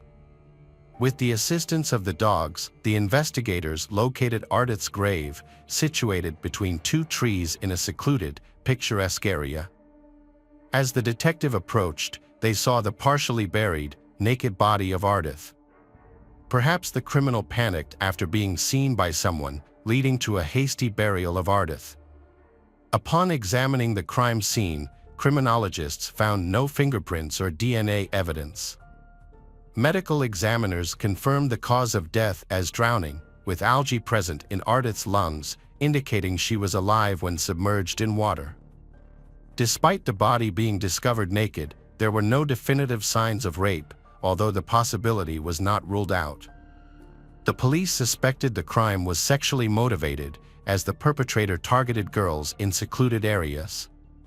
Detectives were concerned that the suspect might commit again crime, so they had to quickly find and arrest him. The police thought the perpetrator had already assaulted several girls and killed Ardith, so they were determined to stop them from hurting anyone else. To expedite the investigation, authorities released a composite sketch of the suspect to the media, soliciting public assistance in identifying the individual. The response yielded approximately 4,000 leads, which investigators meticulously processed, a time-consuming task. A pivotal development emerged on September 10th, when police disclosed that the suspect had a distinctive eagle tattoo on his left shoulder, as reported by the girls who encountered him in the forest. A crucial lead emerged that could potentially track down the perpetrator. The media released a sketch of the tattoo, leading to several calls to the police from individuals reporting acquaintances with bird tattoos on various body parts. Unfortunately, these tips didn't yield any concrete results. However, in April 2004, investigators stumbled upon a significant clue while processing another batch of calls. A man claimed to know the killer, stating that the individual lived in the area and was seen riding a bicycle in the Green Creek vicinity around the time of the crime. Intrigued, detectives invited he for questioning. Upon arriving at the police station, investigators were astonished to find that the individual matched the perpetrator's description in both appearance and age. During the conversation, the young man displayed visible nervousness, stating that he frequently rode his bike along the trail without understanding the issue at hand. When asked to reveal his shoulder, an eagle tattoo was discovered, sparking further interest from the authorities. The investigation revealed that the man had a prior history of run-ins with the law, making him the prime suspect. During the 3-hour interrogation, he responded to questions with hostility and aggression. At one point, he described himself as unpredictable, like a scorpion under a rock. Despite lacking an alibi for the day of Ardith's disappearance, he denied any involvement in her murder. However, due to insufficient evidence, the suspect was released, but the police kept him under surveillance. Weeks later, he was brought in for questioning again. This time, the detectives were better prepared, having gathered more information about him. They also suggested he take a polygraph test, which he agreed to and surprisingly passed. Consequently, the police were left with no alternative but to dismiss the suspicions against him. With the investigation stalled, the Ottawa police offered a $50,000 reward for any information that would help solve the case, the largest reward ever offered in similar circumstances. The response was extremely strong, with approximately 5,000 calls received, each providing a potential lead for the police to investigate. The investigator became interested in a tip about Christopher Myers, a 25-year-old janitor who had previously been convicted of selling illegal substances. Colleagues described Christopher as quiet and non-confrontational, with a face that closely resembled the composite sketch of the suspect, including a similar beard. Initially, the police were thrilled, thinking they had found the right man. However, they were wrong. Christopher had an alibi for the day of Ardith's disappearance. His landlord stated that on August 6, 2003, Christopher was at home in the morning, then he heading to his job at a restaurant. This revelation puzzled the police, as they wondered how the landlord could recall the details of that day so clearly a year later. Another discrepancy emerged. Christopher did not have an eagle tattoo on his shoulder, despite witnesses claiming to have seen one. The detectives considered the possibility that he had removed the tattoo and remained convinced that Christopher was the suspect they were looking for. They were determined to prove it. A few weeks after Ardith's incident, a similar attack took place in the evening. A girl who bore a striking resemblance to Ardith was walking alone across a bridge when she noticed someone following her. Upon turning around, she saw an attractive man approaching on a bicycle. The girl made it clear she wasn't interested in talking and asked to be left alone. The man initially rode past her, but then turned his bicycle around and charged at her. With no one nearby to assist, the attacker jumped off his bike and forcibly dragged the girl into the bushes. Her loud screams seemed to frighten the assailant, causing him to flee. The victim reported the incident to the police, but it was handled by different investigators who treated it as an attempted robbery. The detectives working on Ardith's case didn't learn about this incident until much later. In May, another similar attack occurred, targeting a blonde woman. The woman was walking home late one evening after attending a party when a stranger approached her, trying to initiate a conversation. After she asked to be left alone, the stranger claimed to be lost and asked for directions. The woman provided him with the necessary information, and he seemingly left. However, just 10 minutes later, he launched a surprise attack on her from the bushes. The assailant violently attacked the girl, strangling her and twisting her neck. Believing her life was in danger, she fiercely resisted by screaming, hitting, and biting him. Her cries for help caught the attention of nearby residents, who rushed out to investigate. The commotion frightened the attacker, causing him to flee in haste, but he not before making a critical mistake, dropping his phone. Upon investigation, it was discovered that the phone belonged to Christopher Mears. This discovery confirmed the connection between Christopher Myers and a number of cases that shared a similar motif, all targeted blonde girls of similar appearance. When brought in for questioning, Christopher denied any involvement in the murder or other attacks, claiming he had never been to Green Creek or met Ardith. He attributed his behavior to mental health issues and uncontrollable aggression, but insisted he had never physically harmed anyone. Detectives observed that Christopher had crooked teeth and asked him to undergo a polygraph test. The 5-hour test revealed that Christopher was not telling the truth, but he insisted he was innocent, claiming the polygraph results were incorrect. As polygraph results are not admissible as evidence, Christopher to be released. Over the next 5 months, detectives gathered more evidence by interviewing Christopher's acquaintances, including family members, friends, co-workers, and his ex-girlfriend. The investigation found that Christopher had a tough childhood due to growing up in a home plagued by alcoholism. As a result, he developed attention deficit disorder and schizophrenia. Christopher was removed from his biological family and adopted by another couple who showed him love and care. However, his behavioral problems were too difficult to control, and when he was 12 years old, his adoptive parents took him back to the orphanage. As he aged, Christopher appeared to lead a typical life. He graduated from school, attended university, made friends, and lived in a dorm. However, Christopher's roommate thought him strange due to the disturbing stories he shared, which eventually led to him dorm kicked out. An ex-girlfriend revealed that Christopher enjoyed cycling in Ottawa's scenic trails and had a fascination with tattoos, notably one of an eagle on his left shoulder. A sketch of the tattoo was shown to the ex-girlfriend. She confirmed its resemblance to the one Christopher had. On October 13, 2005, Christopher was called in for questioning.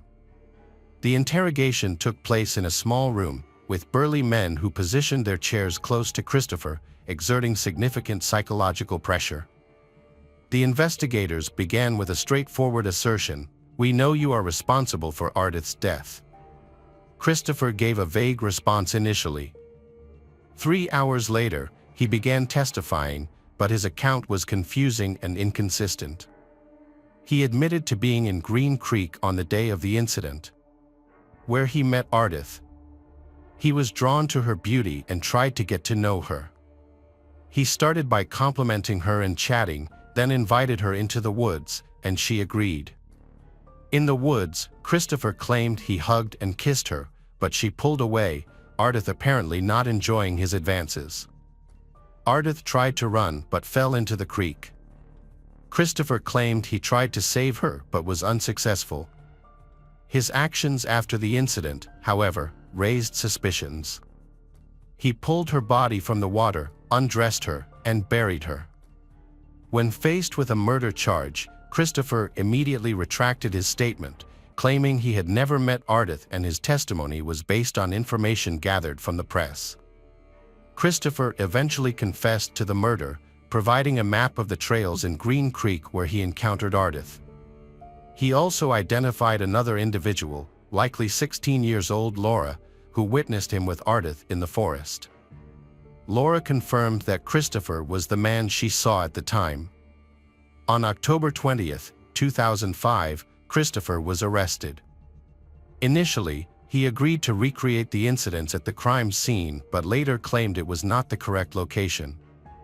Despite the evidence matching, Christopher's unstable mental state led to inconsistent testimony, and he confessed to additional attacks on girls, resulting in further charges. During the trial, Christopher's lawyer portrayed him as a troubled young man. Initially, Christopher denied his previous confessions but later decided to plead guilty on January 8, 2008, following his defense attorney's advice. 5 years after the murder, Christopher admitted to the crime but refused to provide motives or details. He also confessed to the other attacks. The prosecution argued that Christopher's presence on the forest trail that day was not coincidental. Instead, he was deliberately stalking potential victims, much like a hunter. He had already assaulted several girls who managed to escape.